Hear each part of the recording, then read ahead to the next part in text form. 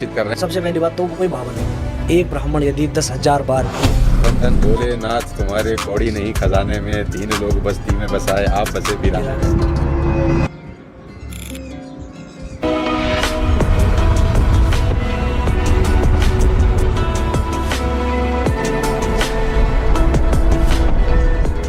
21-22 साल का एक नौजवान जो आज से 5-6 साल पहले जीन्स और टी शर्ट पहन के घुमा करता था, बालों में अलग अलग कलर के स्पाइक्स बनाता था, आज 5-6 साल के बाद इतना कुछ बदल गया कि वो आज नए युग के बाबा जी में कन्वर्ट हो गया। आज हमारे बीच में हैं शुभम शर्मा जी, जिनको हम बाबा जी कहें, जिनको हम आध्यात्मिक गुरु कहें, जिनको हम शास्त्री जी कहें। आज उन्हीं से जानेंगे और जानेंगे आज के इस पॉडकास्ट में क्यों आज का युवा इंजीनियर नहीं बनना चाहता, बाबा बनना चाहता है। तो बाबा जी, आपका बहुत बहुत स्वागत है हमारे पॉडकास्ट में। आज हम आपसे बहुत सारी बातें पूछेंगे क्योंकि आज आप बड़े वायरल हो रहे हैं, तो हमने सोचा सबसे पहले आपको बुलाया जाए और ये पूछा जाए ये नया प्रोफेशन कैसे चालू हो गया हिंदुस्तान के अंदर कि डॉक्टर नहीं बनना, इंजीनियर नहीं बनना, बाबा बनना है। आप 4-5 साल पहले जीन्स पहन के घूमते थे, बाल स्पाइक बना के घूमते थे और मॉल में मस्त जैसे हर युवा घूमता है, और अचानक अब ये। जी, सबसे पहले तो हर हर महादेव। हर हर महादेव। देखिए, वर्तमान जो प्रणाली चली है अभी बाबा बनने की या कुछ भी, कि जो जैसा आपने पूछा है डॉक्टर नहीं बनना है या इंजीनियर नहीं बनना है, लोगों को ऐसा लगता है कि ये जो आध्यात्मिक जगत है इसमें आप थोड़ी मेहनत करके बहुत अधिक धन कमा सकते हो। वर्तमान जो थिंकिंग है लोगों की, युवाओं की, कि इंजीनियर बनेंगे तो हमें पहले मेहनत करनी पड़ेगी, अध्ययन करना पड़ेगा और तब कहीं जाके हम इंजीनियर का डेजिग्नेशन हमारे को मिल सकता है। लेकिन वर्तमान जो समय है उसमें क्या है कि आपकी कोई क्वालिफिकेशन चेक नहीं करेगा बाबा बनने से पहले कि आपने कुछ शिष्टाचार है अंदर, कुछ अच्छा आचरण है या नहीं है। बस आपको भगवा पहनना है, बाल बढ़ाने हैं, दाढ़ी बढ़ानी है और आप बन गए बाबा। और उसके बाद क्या होगा, भोले भाले लोग, जैसे आप कभी कुंभ में अभी देखा आपने, किसी को नहीं पता बाबा वास्तव में क्या होते हैं, संत क्या होते हैं, साधु क्या होते हैं। भगवा देखा, दाढ़ी देखी और जाके सीधा पैरों में दंडवत प्रणाम करने लगे। तो जब ऐसा होता है कि मेरे को बिना कुछ करे ही दुनिया इतना सम्मान दे रही है, पैर छू के पैसे दे रही है, मैं क्यों बनूं इंजीनियर, बाबा बन जाता हूँ। लेकिन उसके पीछे का सच वास्तव में ये नहीं पता किसी को कि अगर आप वास्तव में संत या साधु बनना चाहते हो तो वो जीवन केवल और केवल त्याग और तपस्या से भरा है। तो शुभम शर्मा जी के मन में अचानक ये विचार आया या शुरू से ही चल रहा था? और अगर शुरू से चल रहा था तो फिर शुरू में ही क्यों नहीं परिवर्तन हुआ और अचानक विचार आया 22 साल 21 साल में महादेव की कृपा हुई या क्या हुआ, वो आप मुझे बताएंगे कि क्या हुआ। आप तो अच्छा खासा ग्रेजुएट हो गए, अच्छे खासे जर्मनी की कोई डिग्री भी आपने ले ली, बड़ी अच्छी आपकी शिक्षा रही और 21-22 साल तक तो आप बढ़िया मस्त जैसा आजकल के लड़के घूमते हैं वैसा घूमते थे, और अचानक महादेव की कृपा से अब आप ये बन गए। तो ये अचानक रातों रात हुआ या पहले से सोचा समझा था? ना सोचा समझा था, हाँ, और ना रातों रात हुआ, ये ग्रेजुअली हुआ है, धीरे धीरे। अच्छा। क्योंकि उस अवस्था में भी पूजा पाठ में रोज ही किया करता था। अच्छा। जैसे कि लोअर में या जीन्स में ही मंदिर चले जाना। धीरे धीरे जैसे मैं उस क्षेत्र में घुसता रहा, ज्ञान लेता रहा, और खुद ऐसा कहा जाता है कि जैसे शिव जी से बड़ा कोई ज्ञानी नहीं, ना उनसे बड़ा कोई गुरु है। तो ये ज्ञान मुद्रा कहा जाता है इसको। चाहे मैं मंदिर जाता था, जल चढ़ाता था, मुझे जैसे बैठा जाता था 2 मिनट 5 मिनट इस मुद्रा में, ज्ञान अवस्था में मैं ध्यान मार्ग में बैठ जाता था खुद से ही। उस समय ना मुझे कुछ मंत्र आता था कि मेरे को क्या करना है, बस खुद ही भगवान की कृपा से, अहेतु की कृपा जैसे होती है कि किसी कारणवश नहीं होती है, वो खुद ही हो जाती है। बस मैं ऐसे ही बैठा करता था आँख बंद करके, और धीरे धीरे बस मुझे पता नहीं क्या ऐसा अंदर से ही ऐसी अनुभूति होने लगी कि अब मुझे थोड़ा सा और इस लाइन में आगे जाना चाहिए, क्योंकि मेरी भूख उस समय बढ़ने लगी धीरे धीरे कि इतने से मेरा कार्य नहीं हो रहा है। तब मुझे एक विद्वान ने बताया कि ऐसे वस्त्रों में आपको पूजन नहीं करना चाहिए, जीन्स पहनकर, टी शर्ट पहनकर, क्योंकि आप हो सकता है घर में भी इन्हें पहनकर बैठे हो और वो अपवित्र अवस्था में हो, आप उठे, जल का लोटा लिया और आप मंदिर आके चढ़ाकर चले गए। क्योंकि पूजा पाठ में पवित्रता का बहुत ज़्यादा ध्यान दिया गया नियम है। जैसे एक ड्रेस कोड हर जगह का होता है, स्कूल का, कॉलेजेस का, एम्प्लॉयज़ का, उसी प्रकार हमारी सनातन परंपरा में एक ड्रेस कोड पूजा पाठ के लिए भी दिया गया है। माताओं बहनों के लिए साड़ी का है और जो पुरुष हैं उनके लिए धोती कुर्ते का है या उत्तरी और धोती का है, जो सिली नहीं होती है। तो ये कैसे माना जाएगा शास्त्री जी कि आप असली बाबा हैं? क्योंकि असली और नकली तो आजकल बहुत चल रहा है बाजार में, है ना? अभी तो बागेश्वर धाम बाबा जी के ऊपर भी लोग बातचीत कर रहे हैं, उन्होंने गुच्ची का चश्मा पहन लिया और जैकेट पहन ली, तो लोग कह रहे हैं वो सादा जीवन उच्च विचार वो वाली कहानी कहाँ चली गई। तो उन्होंने कहा मैं तो अब डबल रेट का पहनूंगा, मेरे को किसी ने दान भक्त ने दिया है, मैंने खुद नहीं खरीदा है। चलो वो भी जो उनका पर्सनल कहानी है, लेकिन वो जो कहा जाता था कि सादा जीवन उच्च विचार, वो कहाँ चली गई बात फिर? क्या ठीक है आपके साथ फिर? देखिए सबसे पहली बात तो आखिरी में जब बाबा जी गुच्ची पहनते हैं तो लोगों का मन तो करता होगा ना चलो बाबा ही बन जाएं। मिडिल क्लास फैमिली का आदमी तो गुच्ची के शोरूम के बाहर से भी नहीं जा पाता। देखिए भगवान की कृपा का पात्र बनना पड़ता है सबसे पहली चीज़। और ये तो कुछ राजनीतिज्ञों का एक शुरू से रहा है कि सनातन धर्म को ही टारगेट किया जाता है। क्या और धर्म समाज पंथ के जो साधु हैं या जो उनकी फील्ड में उनको जो बोला जाता होगा, क्या उनके जो प्रिय शिष्य हैं वो उन्हें कुछ नहीं देते? लेकिन प्रारंभिक अवस्था से ही टारगेट केवल और केवल सनातन को ही किया जाता है कि इस वर्ण व्यवस्था के, इस संप्रदाय के साधु को किसी ने ये दिया तो क्यों दिया? अरे उसके पास था, उसने दे दिया भाव वसाकर। अगर आपको ही यदि कोई कुछ दे या मुझे ही कुछ दे, मैं तो रख लूँगा, आप भी रख लेंगे। कोई संसार में ऐसा नहीं कि अगर किसी को कोई फॉर्चूनर दान दे तो वो मना कर दे कि मुझे नहीं चाहिए। इस चराचर जगत में कोई ऐसा नहीं है। जो उंगली उठा रहे हैं आज, यदि उनको भी कोई गुच्ची से महंगा कुछ दे तो क्या वो लेंगे? नहीं बोलते भी होंगे कि हमको भी लाके दो। तो फिर तो ये एक मानसिकता है कि टारगेट ही केवल सनातन को करना है। अरे चोर पहन सकता है गुच्ची, उचक्का पहन सकता है, डाकू पहन सकता है, तो बाबा जी क्यों नहीं पहन सकते? जो स्मगलर होते हैं, जो गलत काम करने वाला गुच्ची पहन ले तो वो कोई खुली दिक्कत नहीं। जीप में अस्त्र लेकर चल रहे हैं, उन्हें तो कुछ नहीं, कोई उंगली मैं उठाना, कह रहा कोई हूँ ऑब्जेक्शन कोई नहीं करता है। अत्याचारी गुच्ची पहन ले तो कोई दिक्कत नहीं है, कोई भगोड़ा गुच्ची पहन ले तो कोई दिक्कत नहीं है। भगवान का नाम लेने वाला पहन रहा है तो सबको समस्या हो गई। मेरे हिसाब से तो गलत है। इसमें मसला ये है कि हम ही उंगली उठाते हैं अपने समाज के लोगों पर। हाँ। कोई विधर्मी या विरोधी नहीं उठा रहा है, उनमें भी 90% बोलने वाले हिंदू ही समाज से हैं। भगवान को मानने वाले लोग ही हैं। हाँ, कि बाबा ने ऐसा पहना। सबसे पहली बात तो वो कोई बाबा नहीं है, वो कोई बाबा नहीं है। धीरेन्द्र शास्त्री जी वो अच्छा। एक युवा हैं और वो सनातन के लिए कार्य कर रहे हैं। ना तो उन्हें कोई साधु कहना उचित होगा और ना उन्हें बाबा कहना, सन्यासी कहना उचित होगा। वो एक कथावाचक है जी। तो और बहुत से लोग जो कहते हैं कि अभी जैसे एक एयरलाइन का जो हादसा हुआ है, हाँ, एयर इंडिया का, कि तब इनकी शक्ति कहाँ चली गई थी? हाँ, पूछ रहे हैं। या अभी जो वो एक अटैक हुआ है जम्मू में, वहाँ तब इन्होंने कोई पर्ची क्यों नहीं खोली? पहलगाम। तो मैं ये कहना चाहूँगा कि जैसे वाईफाई की रेंज होती है ना, वाईफाई की रेंज होती है कि एक लिमिटेड एरिया तक ही वो काम करता है। इसी प्रकार से यदि कोई सिद्धि साधना प्राप्त करता है ईश्वर से, उसकी भी एक रेंज होती है, उसकी एक सीमा होती है। असीमित शक्ति है वो केवल उस विधाता के पास और किसी के पास नहीं है। यदि आप उनके सामने जाकर बैठेंगे तब वो आपके बारे में कुछ बता सकते हैं। ऐसा नहीं है कि पूरे संसार सागर में क्या हो रहा है वो व्यक्ति बैठा हुआ बता देगा। ये फिर मैं कह रहा हूँ कि ये केवल और केवल टारगेट किया जाता है प्रारंभिक अवस्था से ही सनातन धर्म। इससे अधिक ये कुछ भी नहीं है। कि उन्होंने महंगा पहना है तो क्यों पहना है, यदि वो घूम रहे हैं विदेश में तो क्यों घूम रहे हैं? अरे भगवान की कृपा से ही सब कुछ प्राप्त होता है।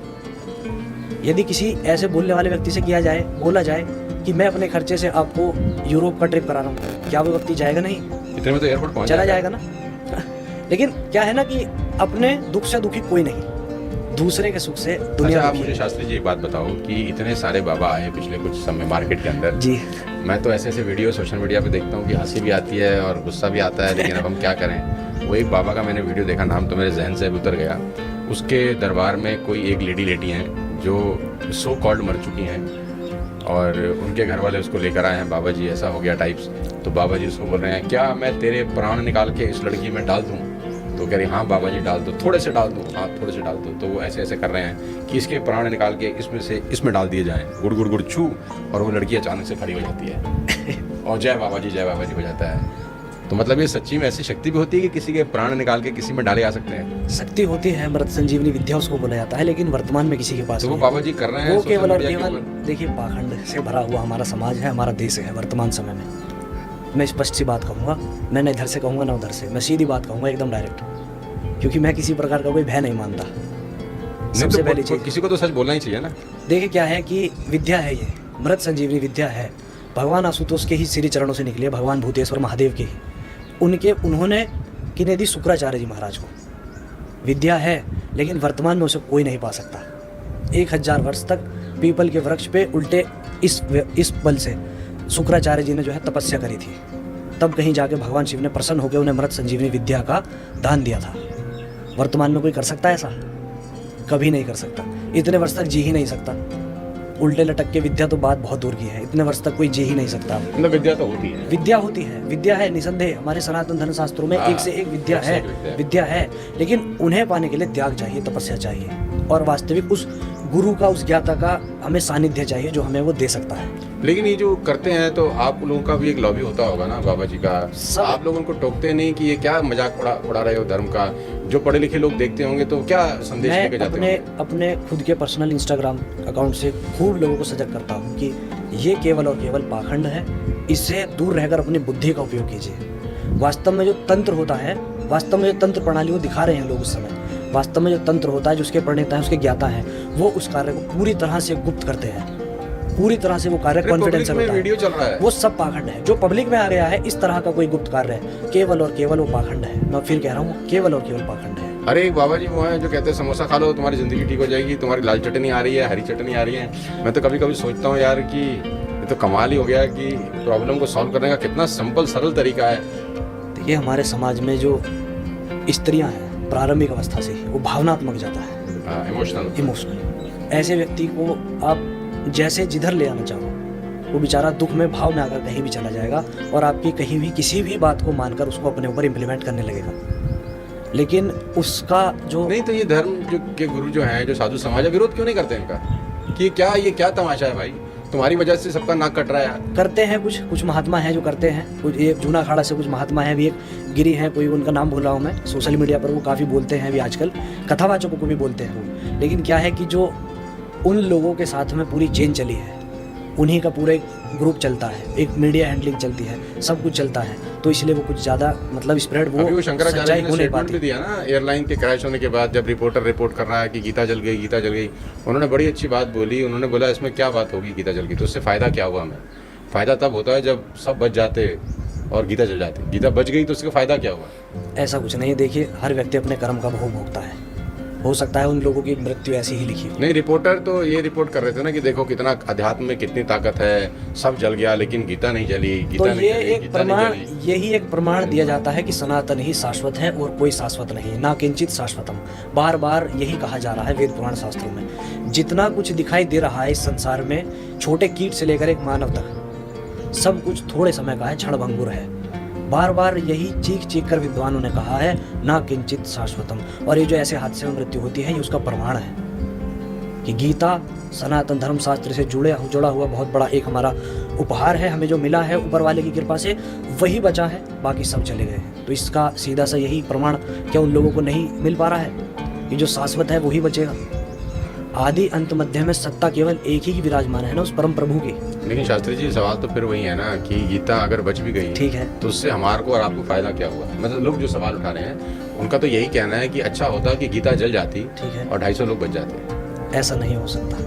फूल, वो कह रहे हैं फूल से बच्चे जल हर गए। व्यक्ति अपने कर्म का भोग कहाँ भोगता है? नहीं, उनका कहना ये था कि जो जर्नलिस्ट रिपोर्टिंग कर रहे हैं, हाँ, वो इतनी बड़ी बात इसको बता रहे हैं कि गीता नहीं जली, गीता नहीं जली, गीता नहीं जली, तो उनका सिर्फ इतना सा कहना था कि ये कोई बहुत बड़ी चीज नहीं है। अच्छा तब होता गीता जल जाती और 250 लोग बच जाते। अभी बद्रीनाथ में रिसेंट में बस गिरी है, आपने वीडियो भी देखी होगी, छोटा बच्चा चीखता हुआ कह रहा है, हे बद्रीनाथ तुमने क्या किया, हे बद्रीनाथ तुमने क्या किया। तो वो बालक मुझे दिख रहा है, आपको दिख रहा है, शायद जो सोशल मीडिया पर देखे उन्हें दिख रहा है, लेकिन उस परम प्रभु की नज़र में केवल एक जीवात्मा है जो अपने प्रारब्ध के कर्मों को भोगता है। उसमें कहीं ये नहीं है कि उसका फायदा क्या हुआ। भक्त प्रहलाद भी तो थे, वो अपने पिता के दुश्मन की ही इतनी सेवा करते थे, इतनी पूजा करते थे, वो भी तो कहीं ना कहीं अपना कर्म भोग रहे थे ना, अपने पिता को ऐसा रूप में पाकर। सब व्यक्ति अपने कर्म का प्रारब्ध का भी तो लेकर आते हैं कि उनकी मृत्यु ऐसे होगी। मुझे नहीं पता मेरी मृत्यु कैसे होगी, आपको नहीं पता। मेरे मरने के पश्चात कोई पीछे से कहने लगे कि क्या फ़ायदा इतनी भक्ति का शिव जी की जो तुम्हें बचा नहीं पाए।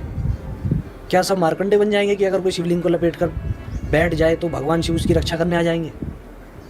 ये तो एक शाश्वत सत्य ये है कि जिसने मानव ध्येय लिया है, नाम लिया है, उसे जाना ही जाना होगा।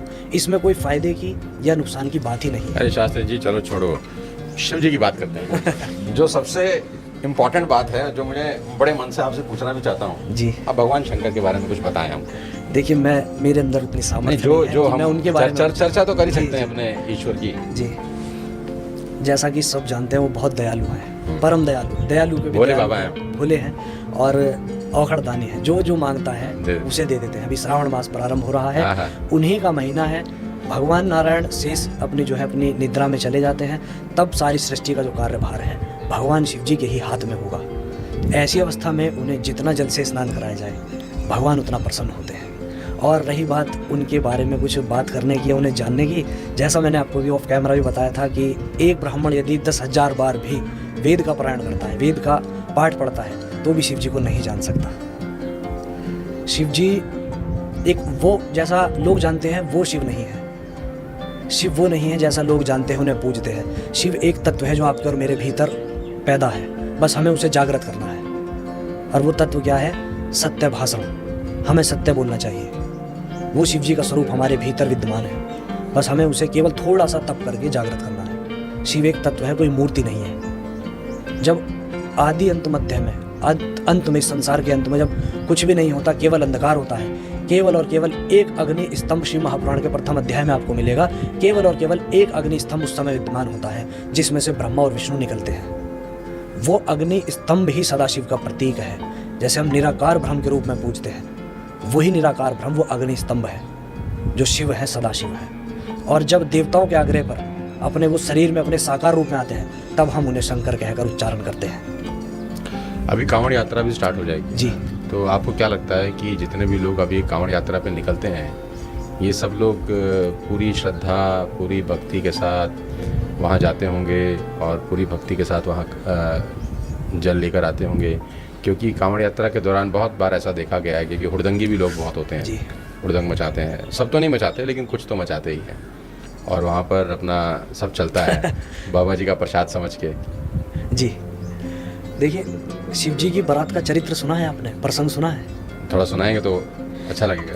उस प्रसंग में शिव विवाह में कैसे कैसे व्यक्ति हैं, कैसे कैसे भूत प्रेत सब हैं। भूत प्रेत पिशाच, किसी का सर नहीं, किसी का धड़ नहीं, किसी के हाथ उल्टे हैं, 10 सर हैं। 10 सर है ना, ऐसे ऐसे। तो मतलब, और सुंदर भी है, सुंदर भी है, किन्नर भी है, यक्ष भी है, गंधर्व भी है, सब है। उसी प्रकार से ये भक्त श्रेणी में आते हैं उनकी बारात के रूप में। उसमें आपको सात्विक सौम्य भी मिलेगा, जो केवल अपने घर से भाग लेकर जाएगा, जल लेगा और शिवरात्रि के दिन भगवान को चढ़ा के अपना हाथ जोड़ के अपने घर जाके सो जाएगा अपना ध्यान करते हुए। ठीक ठीक। कुछ ऐसे होंगे वो सीधे जाएंगे लेकिन आएंगे घूमते फिरते थोड़े आनंद लेते हुए। अच्छा। तो भाव है, अब सबके अलग अलग भाव हैं। आपको नहीं पसंद गांजा पीना, और मैं कहूँ कि मुझे बहुत पसंद है, पीता नहीं हूँ मैं, लेकिन बताऊँ भाव वाली बात कर रहा हूँ। मुझे बहुत पसंद है, मुझे आनंद मिलता है, मेरे भगवान का प्रसाद है। उसमें आप कुछ नहीं कर सकते किसी के भाव को, क्योंकि ये भाव वाली बात है। प्रसाद समझ के पी सकते हैं उसको? नहीं, बिल्कुल नहीं, क्योंकि ये कहीं इसका प्रमाण नहीं दिया गया है। जैसे लोग कहते हैं ना, केवल अपने जीवा का रस है ये बस। भोले बाबा पीते हैं? नहीं, नहीं, भोले बाबा तो विश्व पीते हैं। ये सब विश्व विख्यात बात है ना। जब भी गांजे चिलम की बात चलती है, कोई ना कोई कहता है उन्होंने तो विश्व पिया था, क्या फलाहन का पान कर सकते हो? कोई नहीं कर सकता। तो उनसे रहते हैं वहाँ भी रह सकता है कोई रात को? उनसे जोड़ नहीं सकते, उनसे कोई कनेक्शन नहीं है इसका। हाँ, जितनी भी विषैली चीजें थी समुद्र मंथन के समय, जब वो छलक कर विष धरती पर गिरा था, तो जितनी भी विषैली चीजें थी उन्होंने सब अपने सानिध्य में ले ली थी, आपके मेरे कल्याण के लिए। ये उसका एक रीजन है, इसे आप जोड़ सकते हो, क्योंकि वो सब कार्य करने में समर्थ है। क्या आप समर्थ हैं? मैं नहीं हूँ। इसीलिए कहा गया है कि कर्तुम अकर्तुम अन्यथा कर्तुम सर्व समर्थ है। परम पिता हर कार्य को करने में समर्थ है, एक मानव हर कार्य को करने में समर्थ नहीं है। वो समर्थ थे, उन्होंने उस समय विष का पान किया, जितनी भी विषैली वस्तुएं थी अपने में समेट ली। इस चीज से आप जोड़ सकते हो। लेकिन गांजे चिलम को एक टारगेट बना के कि वो भी पीते हैं, तो ये बहुत ज्यादा हमारे समाज का एक बहुत निंदनीय कथन है। वो नहीं होना चाहिए। ये हमारे कहीं ना कहीं हमारे पतन का कारण है। हाँ, जो वास्तव में साधना में इसका उपयोग करते हैं, जैसे कि एक विषैला पदार्थ है, साइंटिफिक कुछ चीज़ें भी ऐसी हैं कि आप यदि किसी चीज़ का सेवन करते हैं तो वो आपकी जो ये दिमाग की नसें होती हैं एकदम उन्हें स्थिर कर देता है, स्थिर एकदम। आपकी जो स्टेबिलिटी है एकदम बढ़ जाएगी उसे पीने के बाद। जैसे कि ड्रग्स का नशा करते हैं लोग, अब उसके बाद उन्हें ऐसी प्रीति होती है कि वो एकदम सुन्न हो जाते हैं। तो जो उसका सहारा लेकर ध्यान मार्ग में बैठते हैं, उनका कहना यह है कि हम 4 घंटे 5 घंटे आसन पे बैठकर भगवान का ध्यान कर सकते हैं बिना किसी डिस्ट्रैक्शन के। उस समय चाहे कोई महिला आ जाए, कोई सुंदर लड़की आ जाए, कोई कन्या आ जाए, या कोई भगवान की भेजी हुई माया आ जाए, हमें फिर किसी से कोई मतलब नहीं। हमारा जो टारगेट है वो भगवान का लक्ष्य है, वो हमारा पूरा होगा, उसी के पश्चात हमारी आंखें खुलेंगी। तो कुछ लोग, ज्ञानी लोग, उसका इस प्रकार से सदुपयोग करते हैं। भविष्यवाणी होती है क्या?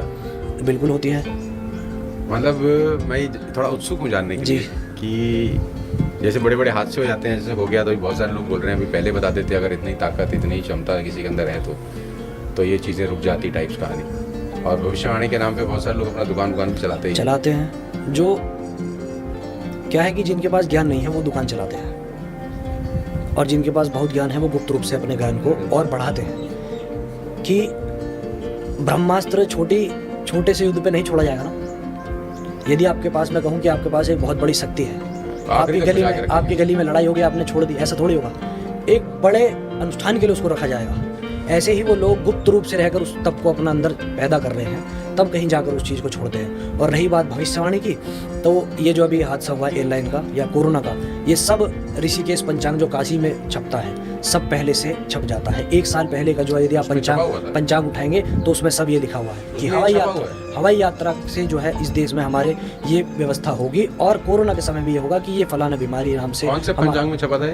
ऋषिकेश पंचांग में, काशी से छपता है। मतलब काशी से छपता है ऋषिकेश पंचांग। उसमें कोरोना का पहले से छपा हुआ था, सब कुछ पहले से दिया हुआ। और ये एयरलाइन का जो क्रैश है ये भी पहले से छपा हुआ था। 15 दिन पहले अभी मेरे एक जानकार हैं ब्राह्मण, वो काशी गए हुए थे, तब उनसे मेरी बात हुई, तब उन्होंने मुझे बताया कि वहाँ के एक वैदिक ब्राह्मण के पास मैं खड़ा था, उन्होंने मुझे बताया एक पंचांग लाकर, ऋषिकेश पंचांग जो आता है वो एक मान्य पंचांग है पूरे भारतवर्ष में, जो केवल और केवल काशी से ही संपादित होता है। कुछ तो गूढ़ रहस्य है, क्योंकि जिस दिन क्रैश हुआ ना, उस दिन सवेरे के न्यूज़पेपर में एक कंपनी अमूल थी, पता नहीं क्या नाम था, शायद मुझे जहाँ तक याद नहीं आ रहा अभी, कोई कंपनी का ऐड था जिसमें वो प्लेन, इंडियन एयरलाइंस का ही प्लेन, क्या कहते हैं, एक बिल्डिंग से क्या कहते हैं, जैसा क्रैश के बाद उसकी अवस्था थी वैसा ही ऐड में दिखाया, सवेरे न्यूज़पेपर में फ्रंट पेज पे वैसा क्या कहते हैं, एज इट इज़ ऐड था। तो ये क्या है कि देखिए, भविष्यवाणी तो हो जाती है, वो वास्तविकता है कि यदि कुछ होने वाला है, बहुत से लोगों को वो आभास होने लगता है, लेकिन हो सकता है कहीं ना कहीं भी राजनीति की, जो आपने अमूल वाली बात बताई है, मुझे नाम कहीं ना कहीं भी राजनीतिक प्रपंच भी हो सकता है हर कार्य में, क्योंकि राजनीति एक ऐसी व्यवस्था है कि वो नहीं देखेगी कोई मासूम जा रहा है। अच्छा, आपको लगता है कि इसके पीछे कोई राजनीतिक कारण भी हो भी सकता है, कुछ भी हो सकता है इस संसार में। पूर्व चीफ मिनिस्टर उसमें ट्रैवल कर रहे थे, मतलब उस दिशा में लेके जा रहे हैं आप उसको। नहीं, जैसा आपने भी कहा कि ऐसा कुछ, लेकिन मैं तो उस मार्ग का हूँ, तो मैं भविष्यवाणी के लिए आपसे कह रहा हूँ कि भविष्यवाणी वाली बात बिल्कुल सत्य है, वो होती है और वो करते हैं विद्वान लोग। यदि आपको देखना और सटीक होती है, बिल्कुल सटीक होती है, एज इट इज़ वो बता देते हैं उसमें पंचांग में। लेकिन क्या है ना कि 20-50 रुपए के पंचांग पे कोई भरोसा नहीं करता, मानते तब है जब चीज हाथ से निकल जाती है, तब कहते हैं। हर व्यक्ति भगवान की शरण में तब जाता है जब वो अपने से पूरा जोर लगा देता है, तब कहीं जाकर आके पंडित जी मेरा ये कार्य नहीं हो रहा है, मैं आपके हाथ जोड़ता हूँ, मेरे बेटे की शादी करा दो या मेरी बिटिया की शादी करा दो, और या फिर मेरे बच्चे को रोग लगा है, इसका निवारण आप मुझे दे दो। पंडित जी कोई खुद से थोड़ी कुछ देते हैं, पंडित जी तो मार्ग दे देते हैं कि ये रहे भगवान, इनका पूजन करो, आप बात खत्म। तब कहीं जाके वो उस मार्ग में आते हैं। पहले हर व्यक्ति अपने अभिमान में आकर, अपने अहंकार में आकर, अपने को सामर्थ्यशाली समझ के हर कार्य को करने की चेष्टा करता है, लेकिन भगवान उसे बार बार इसी प्रकार से मुंह केवल गिराता रहता है कि तू कर अपने से, लेकिन मैं ही सर्वसमर्थ, बहुत बढ़िया, मैं ही कर सकता हूँ जो कर सकता हूँ, तू कुछ नहीं कर सकता। मैं शास्त्री जी आपकी थोड़ी सी वेशभूषा के बारे में भी थोड़ा उत्सुक हूँ पूछने के लिए। क्या आपने ये वस्त्र, मैंने पूछ लिया आपसे कि आपने धारण किए हैं काले, आपने बोला कि उसका मुझे उचित आंसर दिया। अभी जो आपने मालाएं धारण कर रखी हैं जी, ये एक तो मुझे देखने से रुद्राक्ष जैसी लग रही है, अब क्या है वो आप जाने। रुद्राक्ष है। और एक ये ब्लैक कलर का भी आपने कुछ बड़ा सा कुछ धारण कर रखा है, ये वो एक काशी से ही मेरा एक, क्या है थोड़ा मुझे बता पाएंगे क्या? हम ये एक थोड़ा समझ सकारात्मक ऊर्जा को बढ़ाने के लिए और नकारात्मक दोष को दूर रखने के लिए मैंने पहना है। और ये रुद्राक्ष है और ये करुंगली माला है, हिप्नोस की लकड़ी माला है, ये करुंगली माला। अच्छा, और ये कैसे, कहाँ से लिया आपने और क्या रास्ता होता है इसका और क्यों पहननी चाहिए? ये एक तरह से जैसे हम पूजा पाठ में अलग अलग पूजा के समय अलग अलग मालाओं का हमारे सनातन धर्म में जैसे विवरण दिया गया है, उसी प्रकार से जैसे हम करुंगली माला को पहनते हैं। तो एक तो वर्तमान समय में क्या है कि हर व्यक्ति अच्छा दिखना चाहता है, कुछ ना कुछ ज्वेलरी वो ऐसे अपने ऊपर जो है पहनता है कि वो पहनकर उसे अच्छा, थोड़ा अट्रैक्टिव दिखे, वो तो एक अलग विषय है। लेकिन करुंगली माला का क्या होता है कि जब हम इसे पहनते हैं तो जो भी यदि कोई व्यक्ति हमारे को नज़र दोष लगाना चाहता है, अच्छा, किसी प्रकार की कोई नेगेटिव एनर्जी यदि हमारे पास आना चाहती है, वो इससे दूर रहती है, नहीं आती है। और क्योंकि इसके अंदर काफ़ी सारे ऐसे सकारात्मक गुण हैं, जैसे कि आपका जो मानसिक संतुलन है वो स्थिर रहता है जब आप कोई साधना करते हैं या कोई आप पूजा करते हैं उस समय में। तो ये जो दाने हैं ये किस चीज के दाने होते हैं? ये हिबनुस पेड़ की पे लगता है, ये क्या लकड़ी होता होती है, उसके दाने हैं। ये लकड़ी का लकड़ी है? का है, ये पेड़ की लकड़ी होगी? जी। और इसका संबंध भगवान मुर्गन और शिव जी से जोड़ा गया है। मुर्गन यानी कि जो शिव जी के पुत्र हैं भगवान कार्तिकेय। ये दक्षिण भारत में इसका बहुत ज्यादा प्रचलन है। अच्छा, हमारे नॉर्थ में बहुत कम लोग अभी तो इसको लकड़ी जानते हैं। काटते हैं, लकड़ी काट के इस तब आकार ये देते हैं आकार ये? दिया जाता है, तब इसको हम पहनते हैं। अच्छा, नजर दोष किसी भी तरह का हो, नजर वो दोष इससे लगता है क्या वैसे? बिल्कुल लगता नजर है। लगती है किसी बिल्कुल को? लगती है, बिल्कुल। यार तो बड़ा सुंदर लग रहा है, अगले दिन बीमार हो गया हो। बिल्कुल बिल्कुल। ऐसा विज्ञान भी मानता है ना कि नेगेटिव एनर्जी है, पॉजिटिव एनर्जी है। हाँ। मानता है ना विज्ञान भी। तो विज्ञान को तो एक बार को हो सकता है हमारे समाज के, हमारे एज के लोग सनातन की धर्मशास्त्र की जुड़ी हुई किसी चीज को नकार दें, लेकिन विज्ञान को सब मानते हैं ना। तो विज्ञान भी ये मानता है कि नेगेटिव भी है, पॉजिटिव भी है। इसी प्रकार से नजर दोष भी होता है। ये कितना प्रभावशाली हो सकता है कि ऐसा भी मैंने सुना है कि किसी ने किसी को देखा ऐसे कि ये तो बहुत ही सुंदर लग रहा है और अचानक उसकी तबीयत इतनी बिगड़ गई कि मामला ही साफ हो गया। बिल्कुल होती है, मैं अपने से बता सकता हूँ, मेरे साथ हो जाता है। हम तो जब छोटे थे, हमारे पिताजी वो मिर्ची रखते थे हाँ। कि यार तो हम बोलते तबीयत ठीक नहीं है, तो बोलते थे ओहो तुझे नजर लग गई जी। है, बैठ। तो वो 7 मिर्ची ली, वो डंडी वाली मिर्ची, घुमा और के। घुमाई, फिर उसको जला दी, तो वो मिर्ची में स्मेल नहीं बिल्कुल आती भी थी धसका नहीं लगता। और कागज की माफिक है वो ना? जल सब- जाती थी पूरी। वैसे मिर्ची तो- आप जलाएंगे तो आप बैठ नहीं सकते। बैठ नहीं सकते। यही देखिए सार है। इसी से आप समझ लीजिए कि जिस मिर्च को आप यदि जलाते हैं हाँ, वो आपको बैठना मुश्किल कर Possible देगा, ही है ना। नहीं है। यदि यहाँ पे एक भी जल जाए तो सब भाग बाहर, जाएंगे। है ना, इतना धुआं उठेगा। लेकिन जब नजर के लिए उसको उतारा जाता है 7 बार, तब आप देखिए कि हल्का सा भी धसका आपको नहीं लग नहीं सकता। लगता। तो ये क्या है, प्रमाण के साथ आपको सब पता चल रहा है कि वास्तव में नजर दोष होता है। और नजर इतनी कैड़ी, इतनी बुरी चीज है कि पत्थर को वास्तव में फाड़ सकती देती है। बिल्कुल फोड़ सकती है। नजर दोष सच में होता है, और केवल भारत में ही नहीं, ऑल ओवर द ग्लोब के लोग इसको मानते हैं। विदेशों में भी नजर दोष होता है। बस क्या है कि उन लोगों का तरीका अलग है, उन लोगों के देवी देवता अलग हैं, उन करने की रेमेडीज अलग हैं, लेकिन होता वहाँ भी है। ऐसा नहीं है कि केवल भारतवर्ष में ही नजर दोष होता है, और वो लगती सबको है। और ये अच्छे लोगों की भी लग जाती है, ऐसा नहीं कि खाली बुरे लोग होते हैं। माँ बाप की बच्चों को लग जाती है, बड़ा अच्छा लग रहा है, बीमार हो गया शाम तक। देखिए क्या होता है कि काफी बार ऐसा होता है जब कोई प्रेम से भी हो जाता जब है। कोई ऐसे बॉडी बनाता है ना, हाँ। जब जिम करते हैं तो काफी बार क्या होता है कि खुद की बॉडी देखकर शीशे में उनको अच्छा सा लगता है कि हाँ। मतलब अच्छी बॉडी हो रही है, तो खुद की नजर भी लग जाती है। खुद की भी लग जाती है। तब आप देखेंगे थोड़े समय बाद आपका क्या है कि वर्कआउट के लिए मन नहीं कर रहा है, या हाँ। पूजन में बैठे हैं तो आपके शरीर में थोड़ा आलस से भर गया है, खुद की भी नजर लग जाती है। हाँ। वो क्या है ना कि इसको एक तरह का मैनिफेस्टेशन भी आप बोल सकते हैं। जैसा आप उस समय सोच रहे हो, है ना, यार अच्छा लग रहा है सब कुछ गलत ना हो, वही गलत आपके साथ घट जाता है थोड़ी सी रूप में। वो एक तरह का मैनिफेस्टेशन भी है, जो हम सोच रहे हैं वो वास्तव में हमारे साथ घट भी गया है। तो ठीक है, ये तो आपने बताया, ये मुझे समझ में आ गया, किसी एक पेड़ की लकड़ी का है, जी। नजर दोष से ये बचाता है। आपने हाथ में भी कुछ पहन रखा है, ये मोटा यही सा, है, इसी वजह से है ये। ये भी उसी का रूप है। यही करुंगली का बड़ा रूप है। मतलब अच्छा, तो थोड़ा आप बड़ा ये है, 24 घंटा पहन के रखते हैं या इसको उतार नहीं, देते इसको हैं? पहनने का यही नियम है कि इसको जब आप पूजा पाठ करें या कहीं अपनी यात्रा पर हैं तब तब वो पहनें। धारण करना। सोते समय आप शयन के समय उतार सकते हैं, शौच के समय उतार सकते हैं। जो भी कार्य ऐसा है जो जिसमें हमें इन्हें नहीं पहनना चाहिए तब उतार देना चाहिए। यात्रा पे पूजन के समय हमें इन्हें तो ये कहाँ से मिलता है, आपने कहाँ से खरीदा है? ये मैंने सनातनी.in करके एक वेबसाइट अच्छा, है वहाँ जहाँ से से भी मुझे है। ओरिजिनल मैं जब भी खरीदा है वहीं से ही मैंने सब कुछ परचेज किया है। ये सनातनी.in। सनातनी.in वहाँ से अच्छा। अच्छी मतलब जो है क्वालिटी मैंने खुद मैंने पहना है, तब मुझे कहीं जाकर विश्वास है कि हाँ। और ये original ब्लैक है। वाला जो बड़ा है, ये क्या है? ये काशी से एक मेरे जानकार एक मित्र हैं, उन्होंने मुझे एक प्रेम स्वरूप भेंट किया था। अच्छा, काशी से? जी, काशी ये का। क्या लकड़ का है, कपड़े ये का है? धागा है। अच्छा, धागे धागा की है ये ये। अच्छी माला है। हाँ। ये भी नजर दोष के लिए ही, और एक सकारात्मक क्या है ना कि मैं आपको बताता हूँ तो आपको personally। लगती है नजर? जी हाँ? अच्छा, कहते काला टीका लगाओ तो नहीं लगती, आपके तो पूरे वस्त्र भी काले देखिए क्या हैं। हो- नजर उस रूप में नहीं, जैसे कि क्या है ना कि मेरी शुरू से ही एक रुचि, मैं ज्यादा क्यूरियस रहता हूँ मंदिर से अधिक शमशान की तरफ जाने के लिए। अरे बाप रे बाप। मंदिर में मुझे जाकर अनुभूति इतनी नहीं होती है बसारनाथ की, अच्छा, जितनी मुझे जो शमशान घाट की में तरफ होती है। जाकर होती है। इसीलिए वहां जाकर बहुत सी व्यवस्थाएं ऐसी होती हैं कि जो आपको तो शमशान की कुछ ऐसी बात बताओ जो लोगों को ना पता हो। आपके साथ आज हम बैठे हैं तो जी। कुछ ऐसी जानकारी भी तो मिलनी चाहिए ना जो साधारण आम मानस में है नहीं। हाँ, क्योंकि बीच में अभी मैं सुन रहा था मुरारी बापू को, उन्होंने एक शादी कराई शमशान घाट के अंदर। देखिए एक मत है लोगों का कि जैसे एक लोकाचार में, जैसे हम कहीं शमशान में गए हैं, किसी का दाह संस्कार किया है, वहां से आए स्नान जरूर करते हैं, स्नान करते हैं, है ना, अशुद्ध हो चिता की गए। राख। लेकिन किसी को इसके पीछे का एक साइंटिफिक रीजन नहीं पता कि हम स्नान क्यों करते हैं। आपने सुना है कपाल क्रिया होती है, हाँ, वो खोपड़ी वाला। ब्रह्मांड फटता है ना, ये कपाल ब्रह्मरंध्र बोलते हैं जी, इसको, हाँ जी। सारा केंद्र ये है हमारे शरीर का। जी। तो जब ये हमारा ब्रह्मरंध्र कपाल क्रिया के समय जब फटता है, इसमें से आपने देखा होगा आवाज आती है, अगर यदि कोई ऑब्जर्व करता है तो उस ब्रह्मरंध्र में से, कपाल में से ऐसे तत्व निकलते हैं जो आपके मेरे शरीर को उस समय कहीं काफी हद तक गिरा सकते हैं, बीपी भी फ्लक्चुएट कर सकते हैं हमारा। अच्छा।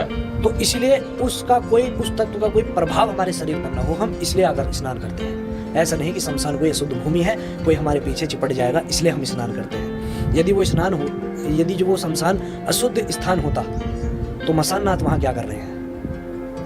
अशुद्ध स्थान पे भगवान क्या कर रहे हैं फिर वहाँ अपनी भगवती उमा अपनी शक्ति के साथ? बताइए आप क्या कर रहे हैं? जो लोग बोलते हैं कि शमशान एक अशुद्ध स्थान है। शिव महिम्न स्तोत्र आपने शायद सुना हो। पुष्पदंत महाराज एक भगवान शिव जी के बहुत बड़े भक्त हुए हैं, पुष्पदंत। तो उन्होंने एक अपने शिव महिम्न स्तोत्र में एक स्तुति गाई है कि मैं गा के सुनाता हूँ आपको, है ना। श्मशाने स्वा क्रीडा स्मरहर पिशाचा सहचरा चिता भस्मालेपा सृगपि नृकरोटि परिकरा। इसका मतलब क्या है? श्मशाने स्वा क्रीडा पिशाचा सहचरा, भगवान शिव अपने पिशाच, अपने सहचरों के साथ शमशान घाट में क्रीड़ा करते हैं। अच्छा। और उनका जो भस्म है, जो उनका अंगराग है, वो उनका भस्म, उनका श्रृंगार है, जो चिता की भस्म अपने शरीर पर लगाए हैं। तो उसके लिए क्या कहा गया है कि वो स्वरूप उनका अमंगल सा दिखता हुआ भी स्मरण करने वाले के लिए मंगल में साबित हो जाता है। यदि कोई व्यक्ति भगवान शिव जी के ऐसे रूप को देखकर भी उनका स्मरण कर लेता है तो वो उसके लिए भी मंगलकारी है। तो जब भगवान शिव वहाँ क्रीड़ा करते हैं अपने सहचरों के साथ, अपने भूत प्रेत पिशाचों के साथ, तो वो स्थान कैसे अशुद्ध हो सकता है? आप ही बताइए। कोई ऐसी चीज बताइए ना शास्त्री जी जो हमको, आम जनता को ना पता हो शमशान के बारे में। शमशान के बारे में आम लोगों को यही नहीं पता है कि वहाँ कौन सा देवता विद्यमान होता है, हमेशा विद्यमान होता है। तो शंकर जी के बारे में मालूम है सबको। शंकर जी का कौन सा रूप वहाँ पर विद्यमान होता है? क्या वो शक्ति सात्विक होती है या तामसिक होती है, या जो मंदिर में जिसका तेज ज्यादा है या शमशान में उसका तेज ज्यादा है?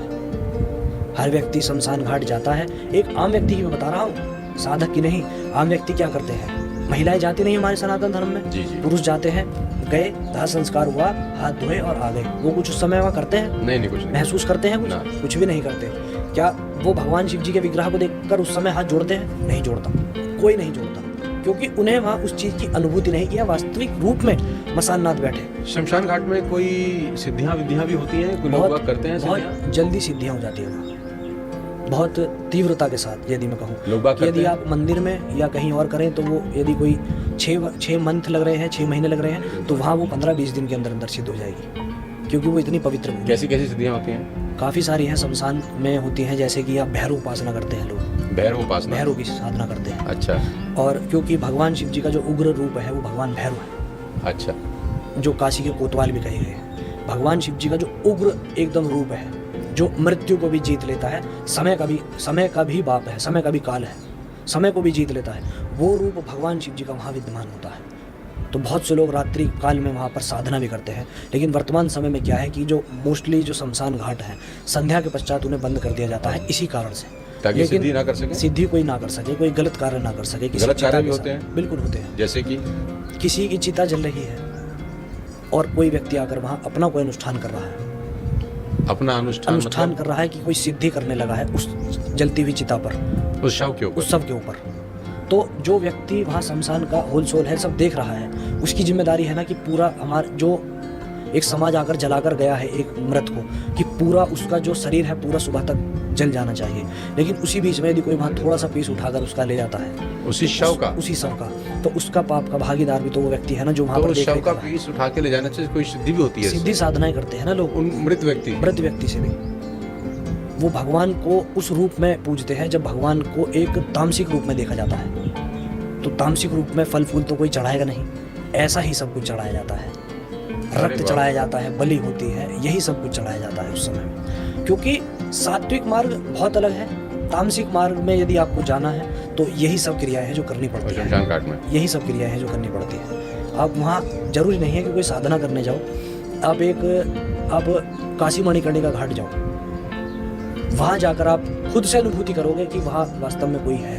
भगवान मसाननाथ के लिए कहा जाता है कि वो जो मृत व्यक्ति होता है, मृत व्यक्ति की जीवा जो आत्मा होती है उसके कान में खुद तारक मंत्र फूंकते हैं, तब कहीं जाकर काशी में मरने वाले या मणिकर्णिका घाट पे मरने वाले व्यक्ति को जो है मोक्ष प्राप्त होता है। खुद भगवान शिव भगवान मसाननाथ के रूप में वहाँ विद्यमान है और मृत आत्मा के कान में वो जो है तारक मंत्र फूंका करते हैं, तब कहीं जाके व्यक्ति वहाँ पे मोक्ष की प्राप्ति करता है।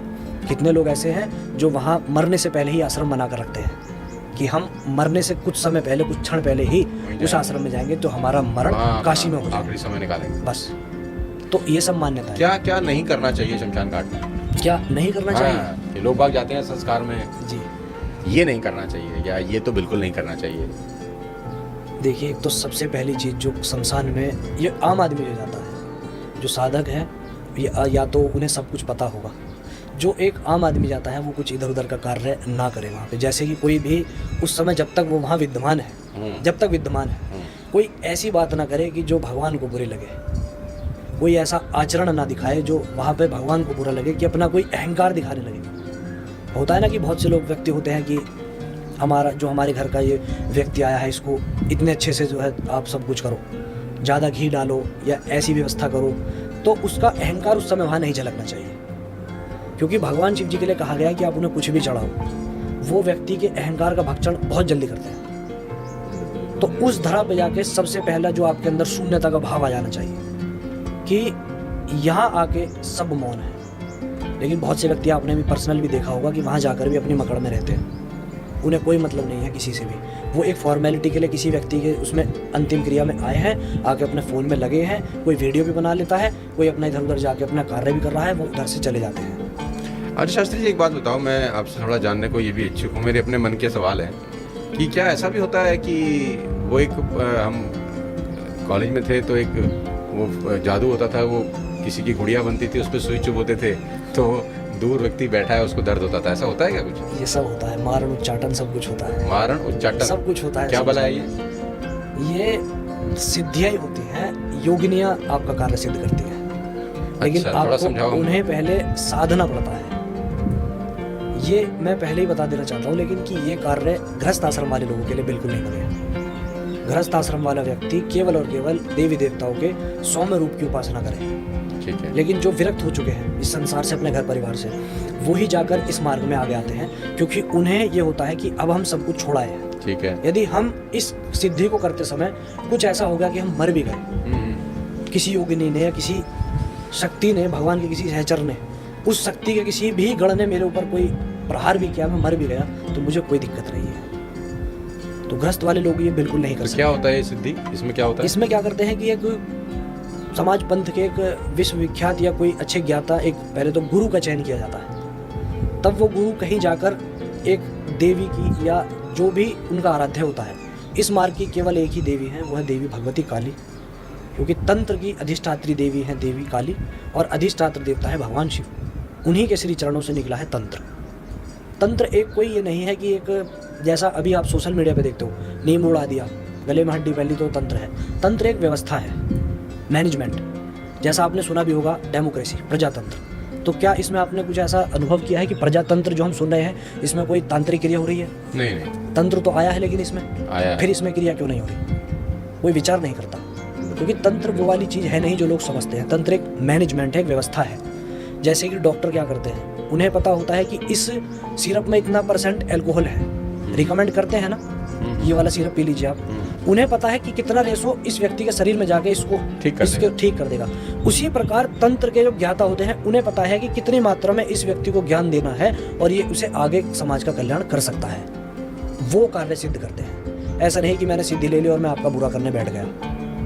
लेकिन लोग वक्त तो करते हैं ना बुरा समय है ना, कलयुग है ना, प्रभाव है कली का। तो क्या होता है, ये सिद्धि सिद्ध करी जाती है, फिर क्या वो उसका गुड़िया बनाते हैं, क्या बनाते हैं उसका? वो फिर देखिए ऐसी भी सिद्धियां हैं, मैंने सुना है, भैरव जो सिद्ध कर लेते हैं कि यदि कोई व्यक्ति आप ही का नाम लेकर सिगरेट पी रहा है, मेरा नाम लेकर, हाँ, या समझ लीजिए कोई एनोनिमस बंदा है, कोई उसका नाम लेकर सिगरेट यदि पी रहा है और जब तक वो सिगरेट उसके हाथ में जल रही है तब तक उस व्यक्ति के प्राण बचे रहेंगे। जैसे ही सिगरेट खत्म हुए फेंकी, उस व्यक्ति के शरीर से प्राण उसके खींच ले जाएंगे, चाहे वो कहीं पर भी, कहीं भी पूरे भारतवर्ष में, संसार सागर में कहीं भी वो व्यक्ति हो, सिद्धि साधनाओं में इतनी शक्ति है। दोबारा बताओ, सिगरेट क्या बोला आपने? यदि वो सिगरेट फूंक रहा है, पी रहा है, किसी एनोनिमस बंदे का नाम लेकर, है फलाना जगह का ये नाम है, ये उसका नाम है, यहाँ वो रहता है, इस बंदे के नाम का मैं ये कार्य कर रहा हूँ, इसका प्राण जाने चाहिए, ऐसी ऐसी साधनाएं भी लोग करते हैं। इतने वो सिगरेट पी रहा है, इतने उस व्यक्ति के शरीर में प्राण है, जैसे ही वो सिगरेट खत्म हुई उस व्यक्ति के शरीर से प्राण चले गए, वहीं खत्म हो जाएगी, खत्म हो जाएगा। सिद्धि है, सिद्धि है, ये साधना है। लेकिन मैंने आपसे क्या बताया पहले कि इसका उपयोग प्रारंभिक अवस्था से ही भगवान शिव जी ने माता पार्वती जी को जो इसका ज्ञान दिया है, यही बताया है कि इसका उपयोग केवल और केवल समाज के कल्याण के लिए करना चाहिए। इसमें कल्याण क्या होगा? लेकिन क्या है ना कि हर व्यक्ति शक्ति पाने के बाद अपनी शक्ति के मद में अंधा हो जाता है। व्यक्ति आपने देखा होगा, पहले ज़माने में कोई बहुत राजा है, उनके पास बहुत भारी सेना है, वो किसी भी अपने से छोटे राज्य पर जाकर आक्रमण करके उसको अपने अंडर में ले लेते थे, वो भी पाप था ना। तो इसी प्रकार वर्तमान समय में क्या है कि वो उस शक्ति को अपने अंदर ले लेते हैं और उसका गलत फ़ायदा उठाते हैं, गलत कार्य करते हैं, लेकिन उन सब का अंत बहुत बुरा होता है। ऐसा कहा जाता है कि जो इस शक्ति का सदुपयोग ना करके दुरुपयोग करते हैं कि उनकी पीढ़ियाँ खत्म हो जाती हैं। लाल किताब एक पुस्तक है तंत्र की, लाल किताब, उसमें सब दिया गया है कि यदि आप इस विद्या का उपयोग अच्छी जगह ना करके किसी के बुरे में करते हो तो आपका पतन, आपके परिवार का पतन, आपके आने वाली जो नस्ल पीढ़ी है सब खत्म होगी। ऐसा भी भगवान शिव उसमें कह रहे हैं। लेकिन होता है सब? हाँ, होता सब कुछ है। यदि हम यहाँ अभी साउथ में बैठे हैं, यदि हम यहाँ अभी नॉर्थ में बैठे हैं, तो साउथ भी एग्जिस्ट कर रहा है ना, लेकिन हम उसे नहीं देख रहे वहाँ क्या हो रहा है। तो यदि हमारी नज़र में नहीं आ रहा तो क्या वो एग्जिस्ट नहीं कर रहा है? कर रहा है, बस हम यहाँ बैठे हैं। ऐसे ही ये शक्तियाँ भी कहीं ना कहीं हमारे आसपास नाच रही हैं अदृश्य रूप में, लेकिन कार्य वो कर रही है। ये होते हैं भूत प्रेत? सब होता है, सब कुछ होता है। बताओ उसके बारे में। सब कुछ होता है। आपकी हुई है चर्चा मुलाकात कभी? ये थोड़ा ये ऐसा विषय होता है, गोपनीय विषय होता है, काफी कॉन्फिडेंशियल, मतलब गुप्त से भी गुप्त, गुह्यतम एकदम इसको कहा गया है, एकदम गोपनीय इसके बारे में। लेकिन होते तो हैं, होते हैं क्यों? इनके बारे में कहा गया है कि जो भगवती की सहचरी है ना, योगिनी, जैसे आप है, आपके गण है ना, हर एक बड़ा आदमी होता है, उसके परिकर होते हैं आगे पीछे उसके। ऐसे ही जब देवी भगवती चलती है तो उनके आगे पीछे भी उनकी सहचरियाँ चलती हैं, और वो ऐसी जितनी भी क्रियाएं होती हैं उनको सबको ऑब्जर्व करके तत्काल उसका फल उस व्यक्ति को देती है। यदि आपने देखा होगा मोदी जी चलते हैं तो उनके आगे पीछे STF चलता है, वो चश्मा लगाए रहते हैं लेकिन इधर भी नहीं देखते हैं, सब ऐसे ही रोक देते हैं। तो जब मोदी जी के लिए इतना ज़्यादा जो है प्रोटोकॉल है, तो जो संसार की शक्ति है उनके साथ सोचिए क्या क्या चलता होगा। और वो तुरंत संसार सागर में कहीं भी कुछ भी ऐसा हो रहा हो तुरंत रोक दिया जाता है, तो तुरंत उसका तत्काल फल देती है। क्योंकि क्या है ना कि भगवान की पूजा देवताओं ने भी की है और दैत्यों ने भी की है। शिव जी की पूजा, शिव जी से ही तंत्र निकला है, तो उनकी शरण में जो चला गया उसका कार्य सिद्ध करना उनका कर्तव्य बन जाता है, फिर चाहे वो गलत हो। आपने कितनी कहानी सुनी है कि दैत्यों ने भगवान का तप करके उनसे वरदान ले लिया है। अरे वो रावण सबसे बड़ा एग्जाम्पल है। लेकिन वो भगवान को पता है कि ये करेगा क्या इस शक्ति का, लेकिन फिर भी दे देते हैं ना। वो तो इसी प्रकार इस सिद्धि साधना का तंत्र का पता है, लोगों को पता होता है, देने वाले भगवान को भी पता होता है कि ये इस शक्ति का करेगा क्या, लेकिन क्या है ना कि वो तपस्या के आगे मजबूर हो जाते हैं, फल देना ही पड़ता है। लेकिन अवश्यमेव भोक्तव्यम कर्तम कर्म शुभाशुभम। अच्छा बुरा जो कर्म करा है वो फिर बोगे, जो बोया है वो काटोगे भी आप ही, मैं नहीं आऊँगा उसके समय। कर्म करते समय आप स्वतंत्र हो, लेकिन जब कर्म का फल आएगा वो मेरे हाथ में है। कर्म के लिए स्वतंत्र हो। तो तंत्र में जाकर सीख कर सिद्धि करके किसी का बुरा करना चाहते हो, करो, कोई दिक्कत नहीं है, मैं कर दूंगा उस कार्य को सिद्ध। लेकिन जब बुरा उसका आएगा तो वहाँ मैं नहीं खड़ा रहूँगा, वहाँ आप ही को देखना होगा सब कुछ अपना, क्योंकि आपने बुरा किया है किसी का। तो शंकराचार्य जी ने भी यही कहा है, गीता में भी यही लिखा है, अवश्यमेव भोक्तव्यम कर्तम कर्म शुभाशुभम। जो हम करते हैं वो हमें एक आ ही जाता है। चलो मैं आपको शास्त्री जी वापस अपने उसी मुद्दे पे दोबारा एक बार चर्चा करना चाहता हूँ आपसे, मुझे बड़ा मजा आ रहा है आपसे बात करके। तो यूथ के लिए क्या सलाह है? बाबा जी बन जाए फिर यहाँ पर कुछ कमाई धमाई तो होती नहीं होगी, क्या होती है? देख, कमाई धमाई के लिए आप क्योंकि बहुत सारे तो लोग इसी चक्कर में ही बनते होंगे शायद, जैसे वो भी छोटा सा लड़का है, वो बड़ा वायरल चलता है बीच बीच में, वो पहले तो वो क्या बोलते हैं, कहता था मैं भक्त हूँ, अभी वो भी कथावाचक बन गया है, बोर्ड वोर्ड लग गए हैं उसके बहुत जगह, में नाम नहीं मुझे याद आ रहा भैया का।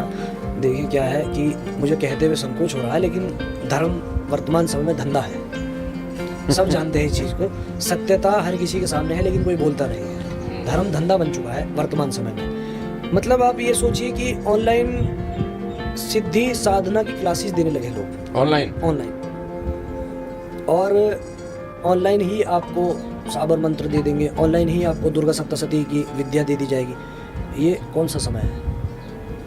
कौन सी सिद्धि होती है ऑनलाइन? कौन सा गुरु मंत्र दे देता है? और लोग ले भी लेते हैं। क्योंकि लोगों के पास क्या है ना कि अज्ञानता से भरे हैं लोग, अज्ञानता से भरे हैं लोग कि वो जैसा है कि जो प्रसिद्ध है वो सिद्ध नहीं, हाँ, और जो सिद्ध है वो प्रसिद्ध नहीं। अज्ञानता बैठी सिंहासन पे और ज्ञान पड़ा कूड़े के ढेर पे। तो ये वो समय चल रहा है भैया। वास्तविक ज्ञान, बहुत बढ़िया बात बोली आपने। वास्तविक ज्ञान, वास्तविक सारी मेहनत तपस्या केवल और केवल वैदिक ब्राह्मण करता है। अपने जीवन के 6 साल देकर एक वेद उनका पूरा होता है, तब कहीं जाके वो अपने समाज में उस वैदिक परंपरा को निभाते हैं। और वर्तमान में क्या है, कोई भी मुंह से उठ के आ जाता है, शुक्रवार के दिन आप शराब पी लो, आपका शुक्र ग्रह तेज हो जाएगा। कौन से ज्योतिष में लिखा है ऐसा भैया? काशी में इतने बड़े बड़े प्रकांड पंडित हैं, उन्होंने तो आज तक कोई ऐसा उपाय नहीं बताया कि शुक्र ग्रह तेज हो जाता, शराब पी लो। ऐसा होता तो हर व्यक्ति शराबी होता, आप भी होते, मैं भी होता। किसे लग्जरी नहीं चाहिए? सबको चाहिए ना लग्जरी। और लग्जरी कौन देता है? वीनस। यदि वो शराब पीने से तेज हो रहा है तो हर व्यक्ति शराबी बन जाएगा। कोई बने ना बने, लेकिन जो शराब बेच रहा है वो तो उसका तो वीनस मजबूत हो ही जाएगा। है नहीं? अच्छा, धंधा है सब है? धंधा है पर गंदा है ये। कहना नहीं चाहता हूँ ज्यादा बातें। नहीं कहिए ना, कहिए, इसलिए तो बुलाया आपको। धर्म नहीं का इसीलिए बुलाया। वर्तमान समय में बहुत अधिक तरह से लोगों ने नाश हो रहा है, नाश हो रखा है, धंधा बना लिया है। लेकिन मैं एक बात ये भी कहना चाहता हूँ कि धर्म का बिगड़ता कुछ नहीं है। धर्म का क्या बिगड़ेगा? सनातन शाश्वत है। हाँ, आने वाले जाने वालों की संख्या चलती रहेगी, है ना? अरे पुरातन है। धर्म कुछ नहीं, धर्म को कोई नहीं इधर से उधर कर सकता। हिंदू धर्म का क्या बिगाड़ सकता है? उसकी आड़ में धन कमा सकते हो आप, है ना? लेकिन वो उस तरह से कमा रहे हो गलत तरीके से, तो आपका पतन भी होगा। कि बाबा बनना और बाबा बनने की प्रेरणा, अंदर से चेतना जो है जागृत होना, 2 अलग अलग विषय है। कि इसको देखा मैंने, इसने पहले इंजीनियरिंग करी, जैसे वो IIT वाले बाबा अभी फेमस उसमें है ना, वो केवल और केवल गांजे का ज्ञान है उनके पास। अच्छा, वो ज्ञान खूब है। हाँ, गांजे का और ये सब पीना।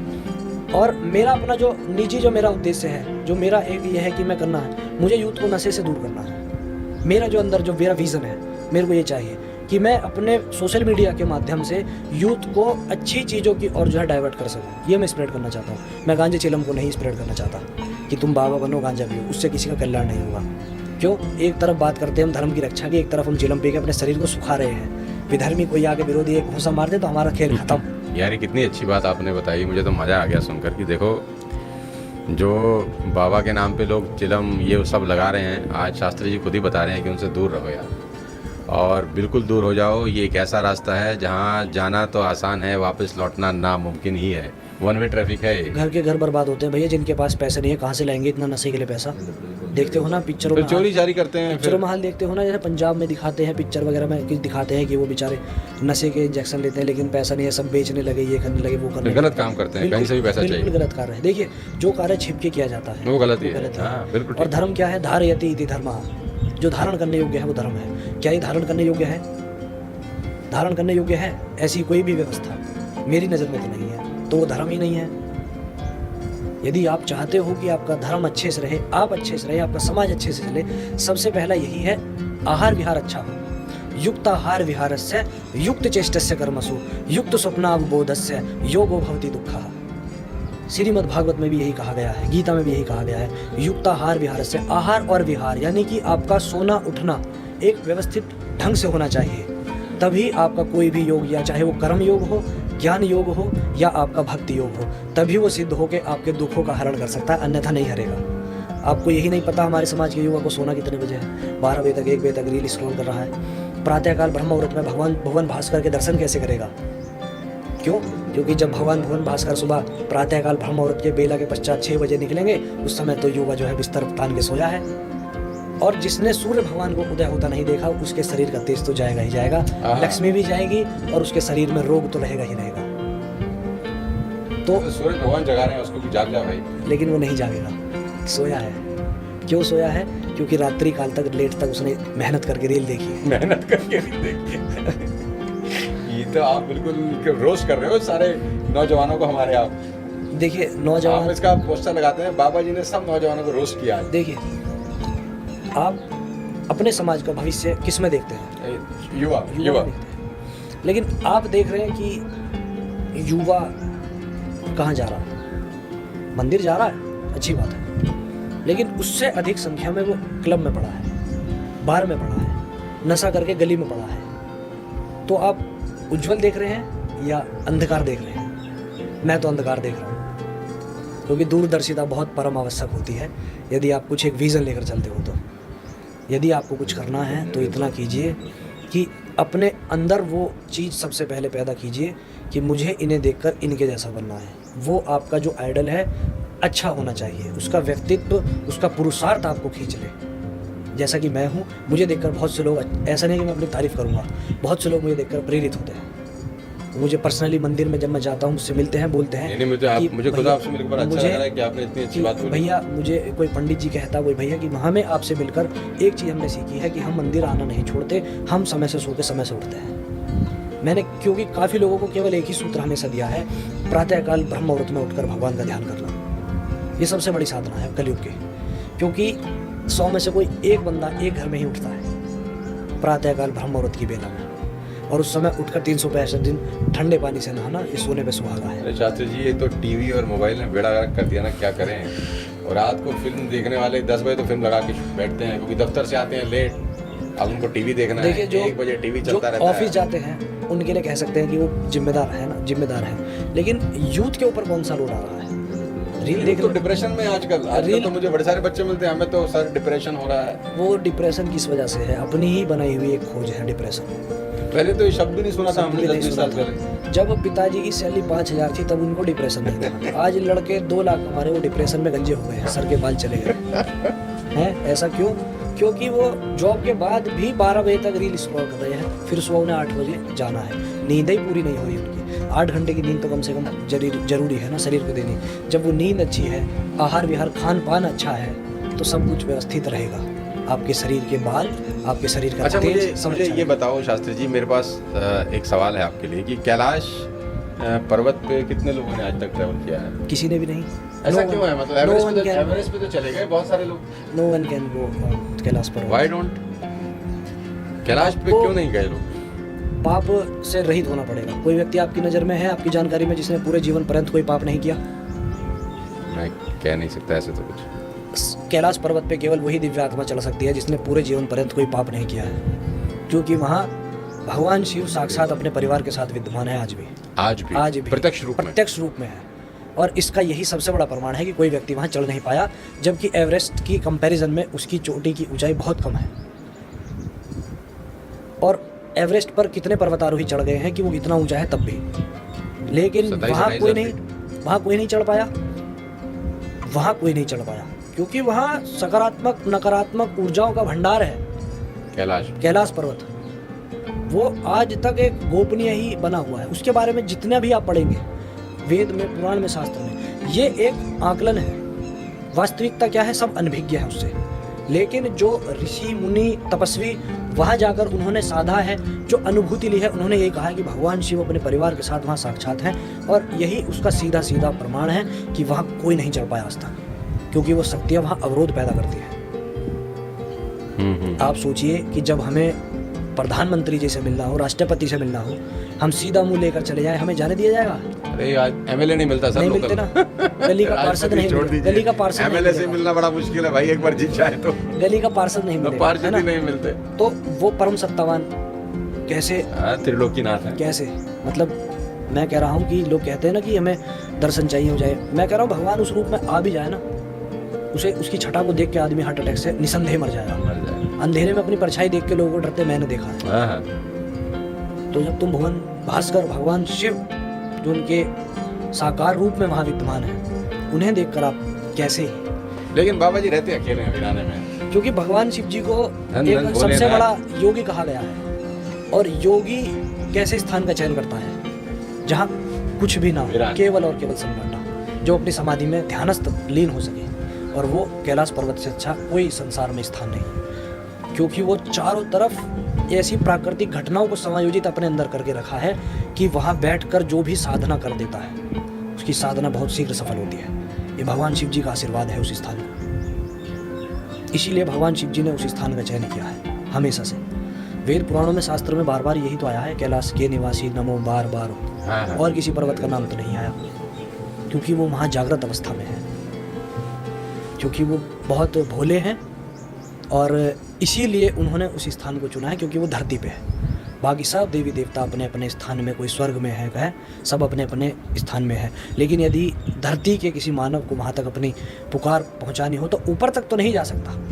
लेकिन जब धरती से ही जुड़ा है कैलाश, धरती पर ही स्थित है, तो धरती पर ही बैठकर यदि मैं भगवान का ध्यान करूँ तो भगवान क्यों नहीं आएंगे मेरे पास, उन्हें आना होगा।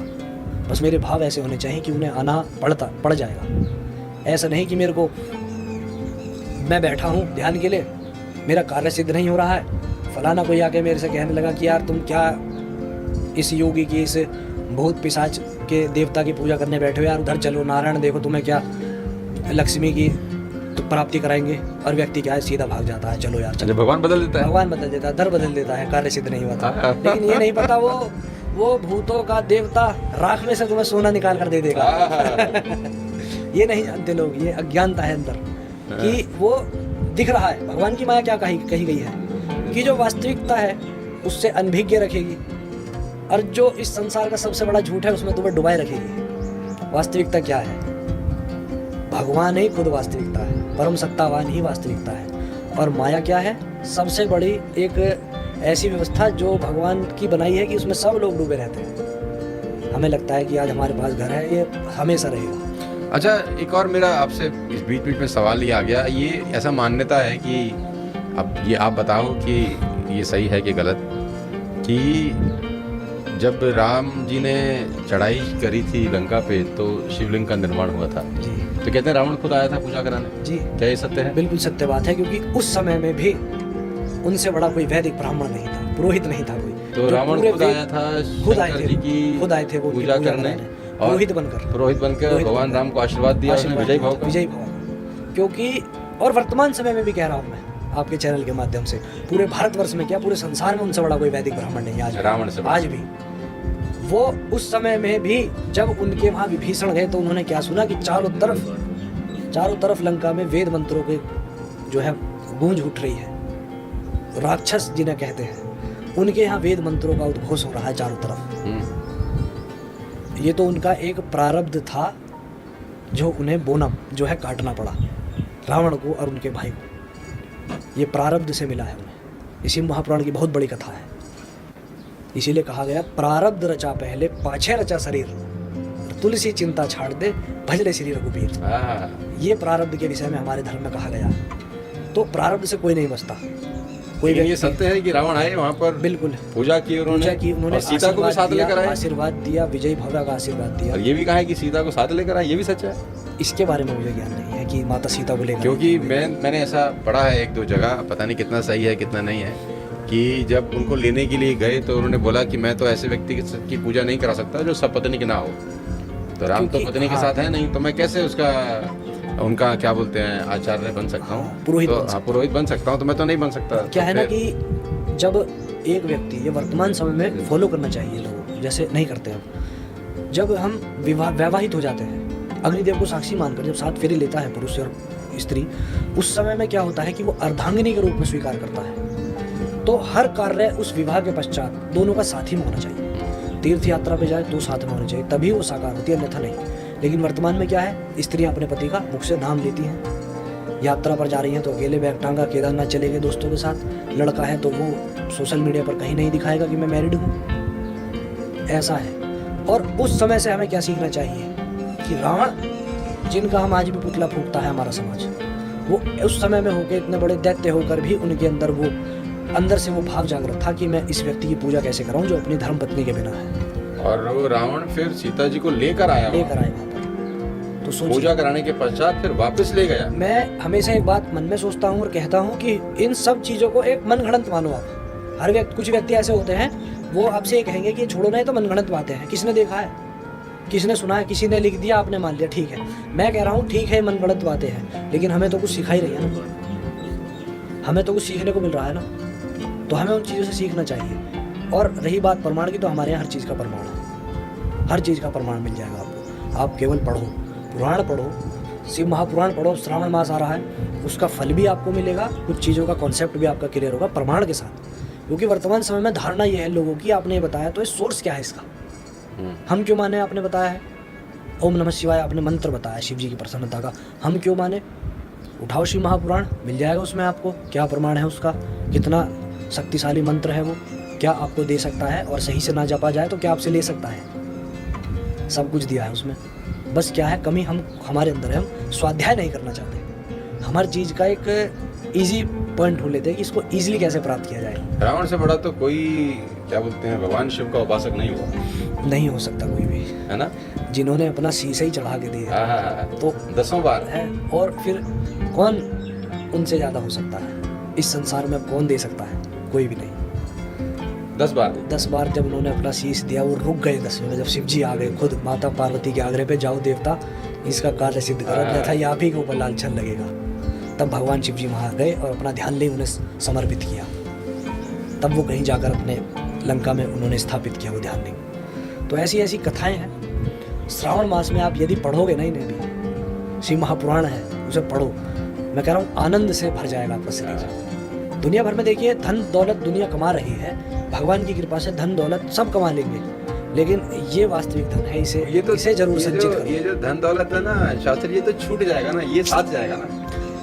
तो मैंने क्या बताया, भगवान की माया क्या है, वास्तविकता को छुपाए रखेगी, और जो फालतू बन के चक्कर में घुसाए वास्तविकता है रखेगी। उसमें घुसाए रखेगी। तो यही तो माया है, और इसे काट कौन सकता है, केवल और केवल भगवान पे भाव से प्रेम करने वाला व्यक्ति, वही भगवान की अहेतु की कृपा का पात्र बन सकता है, और कोई भी नहीं बन सकता। और उसके लिए क्या करना है, कहते हैं ना कि भगवान की कृपा भगवान की भक्ति से प्राप्त होती है, और भगवान की भक्ति भगवान की कृपा से प्राप्त होती है। दोनों ही एक दूसरे के पूरक हैं, जैसे आपकी मेरी आंखें, दोनों एक दूसरे के पूरक हैं, दोनों का अपना महत्व है। ये है बस सारा।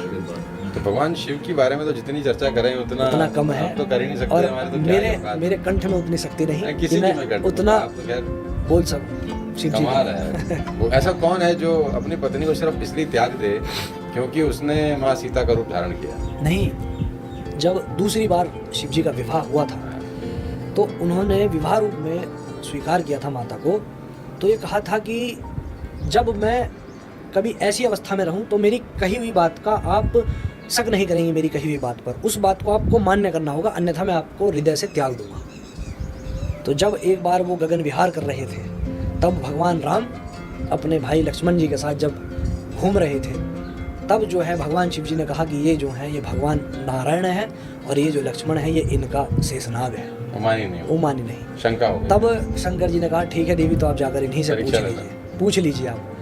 तो जब देवी जो है पार्वती गई हैं, तब भगवान राम जो खुद नारायण के अवतार हैं, उन्होंने देखते ही पहचान लिया कि ये सीता के रूप में जो है देवी भगवती ही आ गई है। तब उन्होंने प्रणाम करके उन्हें माता कह के संबोधित किया है, तब जाकर देवी भगवती को समझ में आई है। उस दिन से लेकर जो है भगवान शिव जी ने उनका हृदय से त्याग कर दिया था, और जब माता पार्वती को सती को ये पता चला कि मेरा हृदय से मेरे स्वामी ने त्याग कर दिया है, तो मेरे जीने का कोई प्रयोजन नहीं है, वो गई और वहाँ जाकर दक्ष प्रजापति की सभा में उन्होंने अपना शरीर में अपने योगाग्नि से, योग के बल से अपने शरीर में अपनी जठराग्नि तक यहाँ प्रज्वलित करके ब्रह्मरंध्र से अग्नि के तेज से खुद ही को जला लिया।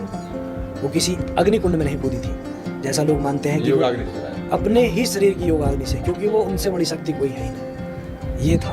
तो शंकर जी ने उनका त्याग कर दिया, शंकर जी ने केवल इसीलिए। और वर्तमान समय में कैसी धर्मपत्नियां हैं और कैसे उनके पुरुष हैं कि कितना ज़्यादा एक समय खराब हो चुका है कि केवल अपने पति के हृदय से त्याग देने पर अपने शरीर को जला लिया जाए। ये सब चीज़ें आपके मेरे समाज के लिए ही एक दृष्टांत भगवान ने दिया है, एक एग्जाम्पल, कि ऐसी परिस्थिति में आपको ऐसे अपने घर। और फिर जब दोबारा जन्म हुआ तो कितने हजार वर्ष तपस्या, 13,000 वर्ष तक भगवान शिव जी की माता पार्वती जी ने तपस्या की, और श्रावण मास में जाकर कहीं भगवान शिव प्रसन्न हुए। इसलिए श्रावण मास की महत्ता है, क्योंकि यही वो काल था, यही वो समय था जब भगवान शिव जी ने पति रूप में अपना उनका जो है पाणी ग्रहण किया। पाणी ग्रहण करना बोलते हैं शास्त्र में धर्म पत्नी के रूप में स्वीकार कर लेना, यही मास है श्रावण मास, इसलिए इसकी महत्ता ज़्यादा है। यदि 1 महीने तक नित्य निरंतर जल से भगवान जी शिव जी का अभिषेक किया जाए और उनका ध्यान किया जाए, ओम नमः शिवाय मंत्र का जो है मन में केवल स्मरण किया जाए और उसका जाप किया जाए, जो चाहोगे संसार में वो मिलेगा भाई, मेरी गारंटी है। लेकिन वो कार्य ऐसा हो जो किसी दूसरे का अहित ना कर रहा हो। 13,000 वर्ष तपस्या की, 13,000 वर्ष तक माता पार्वती जी ने तपस्या की है। तब कहीं जाके स्वामी के रूप में भगवान को प्राप्त किया है। और माता पार्वती की फिर परीक्षा भी ली, सप्तऋषि ने भी ली, सप्तऋषि आए, शंकर जी ने खुद भी ली। पहले खुद आए थे वो, और फिर उन्होंने ब्राह्मण के रूप में आए थे। हाँ। ब्राह्मण के रूप में आए, फिर उसके पश्चात सप्तऋषि को भी भेजा गया, फिर खुद ही वो उस रूप में आके अपने आप को बदल के तब उन्होंने कहा है। तब कहीं जाके ये पूरा प्रसंग हम सुनते हैं और उनके उसके विवाह बाद का। फिर वो भूत प्रेत वाला जो शंकर फिर जी तो का विवाह है, वो तो गजब ही कहानी है कि कौन कौन था उस विवाह के अंदर। और फिर उनकी अद्भुत विवाह हुआ। उनकी माता जी देखकर जो है हाँ, घबरा शिव जी गई। को देखकर बेहोश हो गई थी द्वार पर, जब पानी वो छूट अपने गया रूप हाथ में- से, दिया छूट गया हाथ से कि ये क्या हो गया है। ये नारद मुनि आपके मुनि कहने तो- पर मैंने ये अपनी बेटी की एक भूत जैसे दिखने वाले प्रेत पिशाच के हाथ में दे दिया। तब माता भगवती ने हृदय में ध्यान करके भगवान शिव जी से प्रार्थना की है कि देव अपने सौम्य रूप में आइए। फिर भगवान शिव जी का इतना सुंदर रूप है कि संसार में कोई उनसे सुंदर व्यक्ति दिखाई ही नहीं दिया। उनकी माता को तब उन्होंने हाथ जोड़े हैं, तब उन्हें अपने जमाता के रूप में स्वीकार करके उन्होंने अंदर। शुरुआत में तो उन्होंने दरवाजा बंद कर दिया कि मैं, मेरी बेटी कुंवारी रहे, मुझे एक्सेप्टेड है, लेकिन इससे ब्याह नहीं करूंगी। तो ऐसा कुछ हमारे शिव जी के बारे में। देखिए, बात यदि सौम्यता की आए, उनसे सौम्य कोई अरे नहीं। भोले बाबा। बात यदि महाकाल की आए, प्रलयंकर ऊर्जा, हाँ, देख ले तो देख के ही आदमी को भस्म कर दे, वो ऊर्जा भी उनके पास है। हाँ। हर प्रकार प्राकृतिक हर अच्छी बुरी शक्ति का संयोजन उनके हृदय में विद्यमान है। तो ये है शिव जी की महिमा कुछ। इसे आप जितना गाएं उतना कम है, उतना आनंद आपको मिलता धन रहेगा। धन भोलेनाथ तुम्हारे कौड़ी नहीं खजाने में, 3 लोग बस्ती में बसाए, आप बसे वीराने में कमाल है। और अब तो कितना अच्छा, ये अभी तो ये मास भी ऐसा चल रहा है, भगवान शंकर का ही वैसे तो सारा समय उनका सारा है, समय। लेकिन अभी तो क्या ये है ना कि ये श्रावण मास विशेष समय है विशेष समय जिसमें है। भगवान शिव इस सृष्टि का दारोमदार हाँ। जिम्मेदारी अपने ऊपर उठाते हैं, क्योंकि जो जगत के संचालक हैं भगवान श्री हरि, वो अपनी योग निद्रा में चले जाते हैं इस मास में। तब भगवान शिव जी इस सृष्टि का जो जिम्मेदारी है अपने ऊपर उठाते हैं। तभी आप देखते हैं श्रावण मास में चारों तरफ जल ही जल होता है, क्योंकि मेरे को तो बड़ा पसंद है ये जल मौसम। धारा शिव प्रिया, जल की धार जब शिव जी को प्रिय है तो प्रकृति भी धार बनकर शिव जी पर का स्नान करती है। ये सारा सार है, इसमें आनंद आपको बहुत आएगा। मेरे को तो बात करके इतना आनंद आ रहा है कि मैं क्या ही बताऊं आपसे। मैं तो भूल गया कि मुझे आपसे क्या पूछना है और क्या जवाब देना है। मैं तो 2-4 चीज़ें और आपसे पूछना चाहता हूं कि मैं मुझे अगर ये सब चाहिए हो तो मैं कैसे मंगा सकता हूं। पहले तो आप मुझे बताओ, मुझे बड़ा उत्सुकता मिल हो तो रही कहीं है। भी जाता है, लेकिन मैं आपको ओरिजिनली रिकमेंड करूंगा कि यदि पहन रहे हैं तो ओरिजिनल ही आप पहने इसको। नहीं, ओरिजिनल ही पहनेंगे, हाँ, जहाँ से आप original बोलेंगे ही। वहाँ से हम ले सकते हैं ये क्या? sanatani.in करके वेबसाइट है, आप जा सकते हैं उस पर, वहाँ से आपको जो आप किसी पहनना और को भी चाहते लेना हो तो वो ले सकते वहाँ हैं। से ले सकता है। ठीक। sanatani.in के नाम से वेबसाइट है, वहाँ से आप ले सकते ठीक, हैं। तो हम लिंक भी दे रुद्राक्ष- देंगे अगर हाँ किसी हाँ, को चाहिए। आप अपने इसमें चैनल में डाल हाँ, डाल दीजिए। देंगे। उसमें आपको करुंगली माला, रुद्राक्ष माला और जो रक्त चंदन की माला आती है वो सब आपको और भी वहाँ इसके पर अलावा भी कुछ सामान रहता है उनके पास? हाँ, रक्त चंदन की माला जैसे मैं आपको दिखा देता हूँ। जैसे ये ये रक्त चंदन की माला है, ये भगवान गणेश जी के पूजन के जाप के समय इस्तेमाल भी की जाती 108 है। मोती हाँ की माला है, और 108 आप इसे ही है? पहन भी सकते हैं। 108 मोती है। मैं देख सकता हूँ कि क्या है, थोड़ा सा मुझे आप बताएंगे ये क्या है? एक अगर कभी हमारा मन करे तो। रक्त चंदन है, रक्त चंदन की माला है, और ये करुंगली माला है जिसकी विशेषता मैंने भी आपको बताई थी। बहुत लाइट वेट है। जी, ये लकड़ी का होता है? यही इनकी ओरिजिनल की ये लकड़ी पहचान का होता है? जी। ये सबसे जरूरी काम, ये सबसे विशेष कार्य इसका नजर दोष से बचाना। मेरे को तो बहुत नजर लगती है। और इसकी ओरिजिनल यदि आपको चाहिए तो sanatani.in वेबसाइट है, वहाँ से आप परचेज कीजिए, जहाँ से मैं खुद करता हूँ। वहाँ से आप भी खुद अपने लिए मैं खुद भी मंगाते वहीं से मंगाता हो? तो हूँ। वो सब इस तरह का सामान बेचते सब हैं वो लोग? रुद्राक्ष की माला भी है, और ये करुंगली भी है, और रक्त चंदन की माला भी है, ब्रेसलेट भी है करुंगली माला का। है? हाँ। है भी अभी आपके पास? अच्छा, ब्रेसलेट भी आता है इसका? ये जो आपने हाथ में पहन रखा है इसको ब्रेसलेट हाँ, बोलते हैं?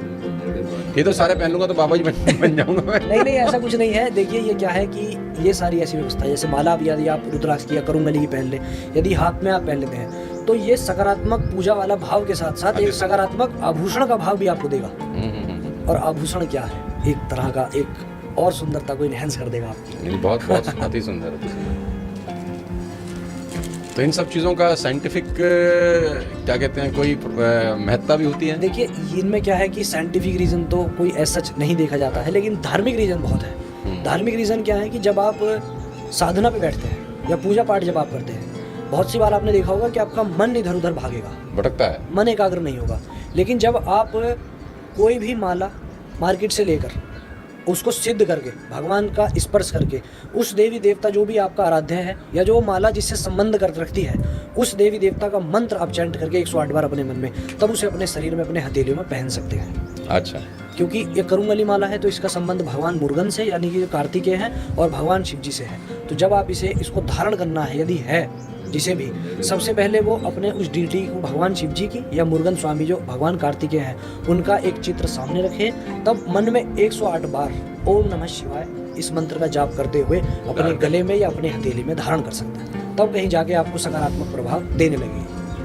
मैं अब आपसे पूछना चाहता हूँ भैरव बाबा के बारे में कुछ। जी, मेरी बड़ी जिज्ञासा है कि मैं पूछूं आपसे कि वैष्णो देवी की यात्रा जो हम लोग करते हैं तो बाद में कहते हैं भैरव दर्शन के बिना यात्रा कंप्लीट नहीं होती, थोड़ा सा बताएं उसके बारे में। वो भैरव अलग हैं। अच्छा, वो भैरव अलग हैं। हाँ, और शिव जी का जो रूप है वो अलग भैरव है। अच्छा, भैरव भी दो हैं। हाँ, भैरव के काफी सारे रूप हैं। अच्छा, काफी अवतार हैं काल भैरव के, लेकिन जो वो भैरव है वो दैत्य वाले हैं जिनका माता भगवती ने संहार किया है। अच्छा, और माता भगवती के संहार के बाद, क्योंकि वो उनके भक्त थे पहले, तो माता भगवती ने ही उन्हें आशीर्वाद दिया है कि मेरी यात्रा तेरी यात्रा के बिना पूरी नहीं होगी। तो वो भैरव अलग है। और आप काल भैरव कौन सा बता रहे हैं? काल भैरव जो काशी के कोतवाल हैं, भगवान शिव जी का ही उग्र रूप जो है। काशी के कोतवाल बोलते काशी हैं। के कोतवाल, काशी में हर प्रकार की जो एक कानूनी व्यवस्था है, जैसे आप देखोगे भगवान विश्वनाथ के दर्शन के लिए जाएंगे आप, तो वहाँ जितनी भी कानूनी व्यवस्था है, उन सब के जो सबसे बड़े देवता हैं वो काल भैरव ही हैं काशी के। काशी के कोतवाल ने इसलिए कहा जाता है कि उनकी इच्छा के बिना वहाँ से कोई न जा सकता है, वहाँ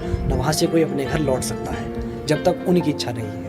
अच्छा, इसीलिए उन्हें काशी का कोतवाल कहा जाता है, क्योंकि भगवान शिव जी का इतना उग्र रूप है भैरव कि एक समय जब भगवान शिव जी और ब्रह्मा जी का आपस में कुछ प्रसंग, कुछ विवाद चल रहा था, तो भगवान भैरव जो उनका एक रूप है, काफी प्रलयंकारी ऊर्जा है, ब्रह्मा जी की गर्दन उन्होंने काट दी थी अपने नाखून से ही, काल भैरव ने। तो फिर भगवान शिव जी ने उनको ये कहा कि ये एक ब्रह्म हत्या आपसे लग गई है, ये ब्राह्मण है, भगवान विधाता है, तो आप इसका जो है प्रायश्चित करने के लिए काशी की तरफ गमन कीजिए।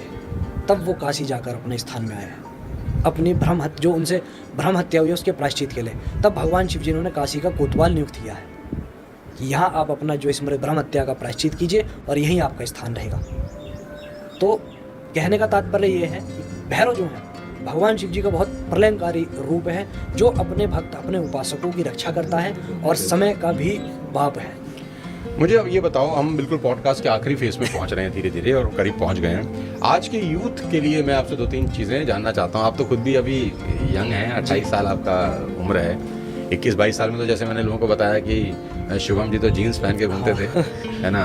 तो आज का जो यूथ है उसको कैसे ये मालूम चलेगा कि ये बाबा असली हैं और ये बाबा नकली हैं? सबसे पहली बात तो देखो, यूथ को इस भाव को लाना ही नहीं चाहिए, असली है नकली है, सबसे पहली चीज़। ठीक है। आपको यदि ईश्वर के मार्ग में जाना है, ईश्वर से यदि जुड़ना है, बाबा साधु महात्मा क्या करते हैं? दुर्लभो मानुषो देहो, मानुष देह जो है दुर्लभ है, देही नाम क्षणभंगुरा, देह जो दुर्लभ है उसके साथ साथ क्षणभंगुर है, कभी भी दिया बुझ जाता है। तत्रापि दुर्लभम मन्ये, इसमें भी जो अति दुर्लभ है वैकुंठ प्रिय दर्शन, इसमें भी अधिक जो दुर्लभ है वो है सच्चा साधु, वो इतनी आसानी से नहीं मिलेगा। उसके दर्शन मात्र से आपको वैकुंठ की प्राप्ति हो जाएगी।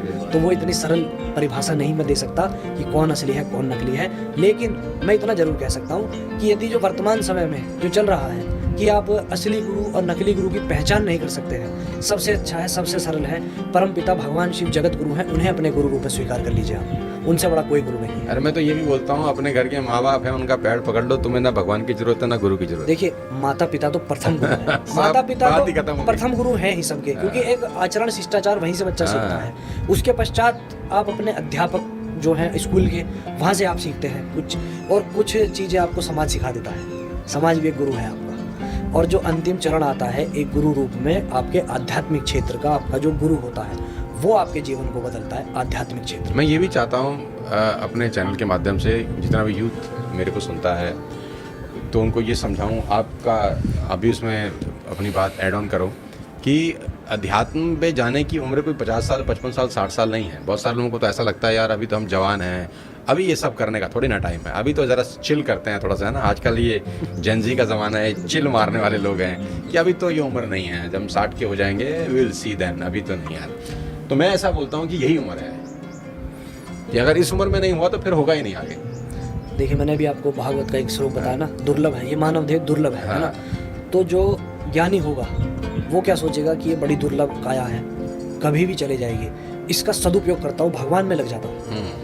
कोई व्यक्ति ऐसी धारणा रखेगा यार एक ही तो जीवन है, इसको अच्छे से अपने खा के आनंद लेने दो, मुझे मत छेड़ो, मेरे को जो करना है करने दो, चाहे मैं नशा कर रहा हूँ या मैं कोई गलत आचरण हूँ, क्योंकि एक जीवन है, मर जाऊंगा, क्या करूँगा उसके बाद, इतना पैसा है।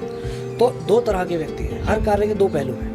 जैसे मैंने जर्मन लैंग्वेज सीखी थी, हाँ। तो उसमें कहते हैं येडा म्यूनजा हार्ट स्वाइटाइला, ये क्या दोबारा बताओ? येडा म्यूनजा हार्ट स्वाइटाइला, every coin has two sides. अच्छा, जर्मन हाँ, जर्मन में ऐसा बोला जाता है। तो हर सिक्के के दो पहलू हैं, तो दो ही व्यक्ति हैं, दो ही रूप हैं समाज में, यूथ के भी। तो उसमें मेरे जैसे यूथ के जो लोग होंगे, जो मेरे ऐसी धारणा रखते होंगे, वो क्या सोचेंगे कि एक ही तो जीवन मिला है, सब कर लो। नहीं, भगवान में लग जाओ, पता नहीं कब इसका दिया बुझ जाए, कब हमें ले जाए। वो एक पुरानी हमको कहानी, मतलब 4 लाइनें याद आती हैं कि वो ऐसा बोलते हैं कि क्षण भंगुर जीवन की कलिका, कल प्रातः को जाने खिले ना खिले, रटले हरि मलयाचल नाम, की शुद्धि शीत मंद सुगंध समीर चले न चले, भजले हरि नाम हरि रसना, फिर अंत समय फिर हिले ना हिले।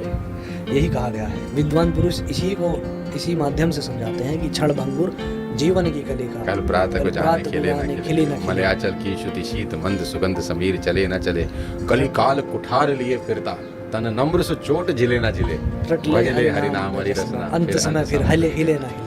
और ये वास्तविकता है, अंत समय में आपने देखा होगा कि जीवा भी नहीं हिलती। अरे महाराज जी, आजकल तो हालत ऐसी है कि ऐसे ऐसे लोगों को हार्ट अटैक आ रहा है, 30 साल 32 साल 40 साल, तो कल तक बिल्कुल ठीक था, आध घंटे पहले ठीक था, अचानक कार्डियक अरेस्ट हो गया, आदमी निकल लिया, समझ ही नहीं आता कुछ हो क्या रहा है ये। तो ये तो राइट टाइम है भाई, भज लो, कुछ नहीं पता। देखिए माया क्या है ना, यही माया। लोगों को लगता है मेरे पास तो सब कुछ है, क्या करना है, लेकिन ये सब कुछ तो एज इट इज यही एग्जिस्ट करेगा, लेकिन इसके उपभोग के लिए आप शायद नहीं बचोगे। ये सब एग्जिस्ट करेगा ऐसा कैसा। सूर्य भगवान ऐसे ही निकलेंगे, सब ऐसे संध्या काल में ऐसे ही, जब वो दुनिया ऐसे चलेगी, आपका घर भी ऐसा चलेगा, आपकी ही एग्जिस्टेंस इस संसार से चली जाएगी, कुछ नहीं फर्क पड़ता। मैंने तो ये अपने जीवन में महसूस किया है महाराज। अधिक से अधिक 13वीं तक कुछ, अरे सर छोड़ दो 13वीं तो बहुत दूर चले गए, तीसरे दिन तो घर में आम काट के खा रहे हैं। तो तीसरे दिन तो आम इतने के कटेंगे, पश्चात, इतने के बाद भी उसका नाम लेके और कट देंगे जो चला गया है, कि वो उसको बहुत अच्छे लगते थे, खा लो। आजकल का तो जमाना ऐसा तेजी के साथ बदल रहा है, मैं तो कभी कभी सोचता हूँ कि भाई किसी को फर्क नहीं पड़ेगा, समाज को भी नहीं पड़ेगा, देश को भी नहीं पड़ेगा, इवन घर वालों को भी मुझे नहीं लगता। घर में भी केवल और केवल उस माता को जिसने आपको 9 महीने रखा है, उसी के हृदय में कहीं ना कहीं आपका कुछ ना कुछ याद आते ही वो भाव विभोर हो जाएगी एक समय तक। बाकी भगवान भी शक्ति देता है हर चीज को सहन करने की, है ना, कि जो चला गया है वो तो वापस आता नहीं। ये तो जीवन भगवान फिर शक्ति भी देता है क्या कि नहीं ठीक है, जीवन ऐसा ही। मेरे से एक व्यक्ति ने एक समय बात पूछी थी कि आप पूजा पाठ इतने करते हो, यदि कोई परिचित, जैसे किसी परिचित का निधन हुआ, इनका वो रोते हैं, भगवान को कोसते हैं कि तूने छीन लिया मेरा। मैंने उनको एक बात कही, मैंने कहा आज तुम इनके लिए रो रहे हो, इनके निमित्त रो रहे हो, कल को तुम जाओगे, तुम्हारे निमित्त तुम कैसे रो पाओगे अपने निमित्त?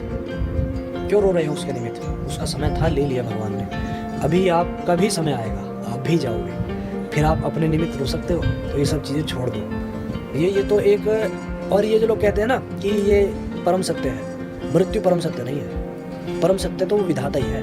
मृत्यु एक अपरिहार्य अवस्था है जो आनी ही आनी है। मृत्यु के पश्चात भी जीवन है व्यक्ति का, अलग लोक हैं, हाँ, अलग यात्राएं हैं, अलग यात्रा है, पुनर्जन्म भी है।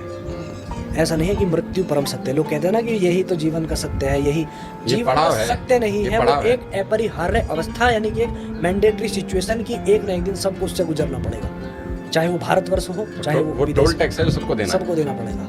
एक अवस्था आएगी, आपको वो ले जाएगी, लेकिन उस अवस्था तक काफी साक्षी आपके जीवन के होंगे, लेकिन उसके आगे की अवस्था के कोई साक्षी नहीं होंगे। वहाँ केवल आपके कर्म, गुप्त बातें हैं, आपका विधाता वही आपका साक्षी होगा बस। और जो लोग नास्तिक लोग हैं वो तो मानते नहीं ना इन बातों को, वो तो कहते हैं अरे कुछ नहीं है, कोई नहीं देख रहा ऊपर से, कोई है तो होता नहीं है, यही खत्म हो गया सब। बहुत बड़े बड़े ऐसे लोगों के हाथ जोड़ते देखे भगवान के सामने, जब भगवान उन्हें मुंह के बल गिराता है। बहुत से लोग ऐसे देखे हैं मैंने, उन्हें पहले मुझे देखकर कहते थे यार क्या इसमें लगे हैं। हाँ, क्या ये मिलता कौन सी है? उम्र है ये करने की है? है अभी युवा है, दाढ़ी रख ली, काट इसे एक क्लीन। अच्छा, मैं आपसे बीच में एक बात पूछ रहा हूँ, सॉरी काट रहा हूँ आपकी बात। आपके माता पिता ने एतराज नहीं किया? नहीं, माता पिता कुछ नहीं कहते। क्योंकि ना माता पिता, लड़का डाकू हो जाए उनको चलता है, शराबी हो जाए चलता है, साधु ना हो बस। भगत सिंह चाहिए सबको, लेकिन पड़ोसी के घर में। देखिए, लगता है कभी कभी उनको लगता है, लेकिन क्या है कि ये एक अवस्था है, फिर आपको प्रभाव नहीं पड़ता किसी के कहने सुनने से, चाहे आपकी माता कहें चाहे पिता, फिर आपको उस क्योंकि कोई माँ बाप बच्चों को साधु नहीं बनाना नहीं चाहता। चाहता, कोई नहीं चाहता, कोई नहीं चाहता। देखिए, दूसरे का बच्चा बन जाए तो उसके पैर छुएंगे, कोई नहीं अपना चाहता। बच्चा नहीं बनना चाहिए। कोई भी। और देखिए, मैं एक छोटी सी बात कहना चाहूँगा। साधु जो शब्द है बहुत बड़ा शब्द है। साधु का मतलब होता है साधुता, जो साध ले अपने आप की, अपनी इंद्रियों को साध ले, जितेंद्रिय हो जाए, काम वासना उसके अंदर से मर जाए, वो हर इंद्रिय को जीत ले, दयालुता का भाव उसके मन में आ जाए, क्षमा या करनी उसे आ जाए, क्षमाशील हो जाए वो। ये सारे गुण एक साधु में होते हैं। गुस्सा उसके अंदर ना हो, काम उसके अंदर ना हो, क्रोध ना हो, तब कहीं जाके सच्चा साधु तैयार होता है। मैं नहीं हूँ साधु, मैं आपसे बताऊँ। जिस दिन मेरी वो अवस्था होगी, मुझे कोई परिचय देने की व्यवस्था ही नहीं होगी, ना किसी को। तो कितनी अच्छी बात है कि आप एटलीस्ट एक्सेप्ट वो कर रहे हो। वो भगवान मेरे उस भाव को जानता है कि आने वाले समय में मेरी व्यवस्था क्या होगी क्या नहीं, और कोई नहीं जानता, मैं भी नहीं जानता। तो इसलिए मैं ये नहीं कहूँगा कि मैं कोई बहुत बड़ा साधु हूँ भैया। नहीं, आप एक्सेप्ट कर रहे हैं, यही बहुत बड़ी बात है। लोग तो मानते ही नहीं ना। नहीं नहीं नहीं नहीं। देखिए, क्या है कि साधु, मैं अगर आज मैं आपसे कहूँ कि मैं भगवा पहन के एक मठ में बैठ जाऊँ, हाँ, है ना, हाँ। और सब काम धंधा करना बंद करूँ, आराम से बैठ के मंदिर में चढ़ावा आ रहा है उसको मैं खाऊँ आराम से, है, अपने जीवन को जीता रहूँ, मुझे कोई मतलब नहीं किसी से। लेकिन मेरे अंदर से क्या इस जीवन को जीने की लालसा चली जाएगी? हो सकता है वर्तमान समय से भी और बढ़ जाए, मेरी भूख और बढ़ जाए पैसे की। आज तो मैं भगवान का ध्यान कर रहा हूँ, कल को मैं इसी में आराम से सो रहा हूँ, मुझे कोई मतलब ही नहीं है, मंदिर का बिल तो आता नहीं, मैं मस्त सो रहा हूँ, मेरे ऊपर कोई जिम्मेदारी नहीं है।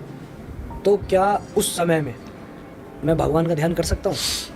वही नहीं करता, मैंने नहीं देखा किसी को करते हुए। भगवान का ध्यान भी इंसान मुफलसी में करता है, हाँ। क्योंकि जब किसी को पता हो कि आज मेरे को भगवान से कुछ चाहिए, तो वो बेशक चाहे स्वार्थवश जाए, लेकिन वो भगवान के पास जाता जरूर है। और भगवान ये नहीं देखते फिर ये स्वार्थ के लिए आया है, वो तो कहने आ गया तो चलो ठीक है, बहुत है, आया ये ना बहुत है, इतना ही बहुत है, इतना ही बहुत, इतना ही बहुत है। मन वो तो में छोटे से ही प्रसन्न हो जाते भगवान हैं। के पूजन का मन में एक व्यक्ति अगर संकल्प भी ले हाँ, लेता वो है, उसमें खुश है। तो भी भगवान प्रसन्न हो जाते हैं कि चल ठीक है, कुछ तो।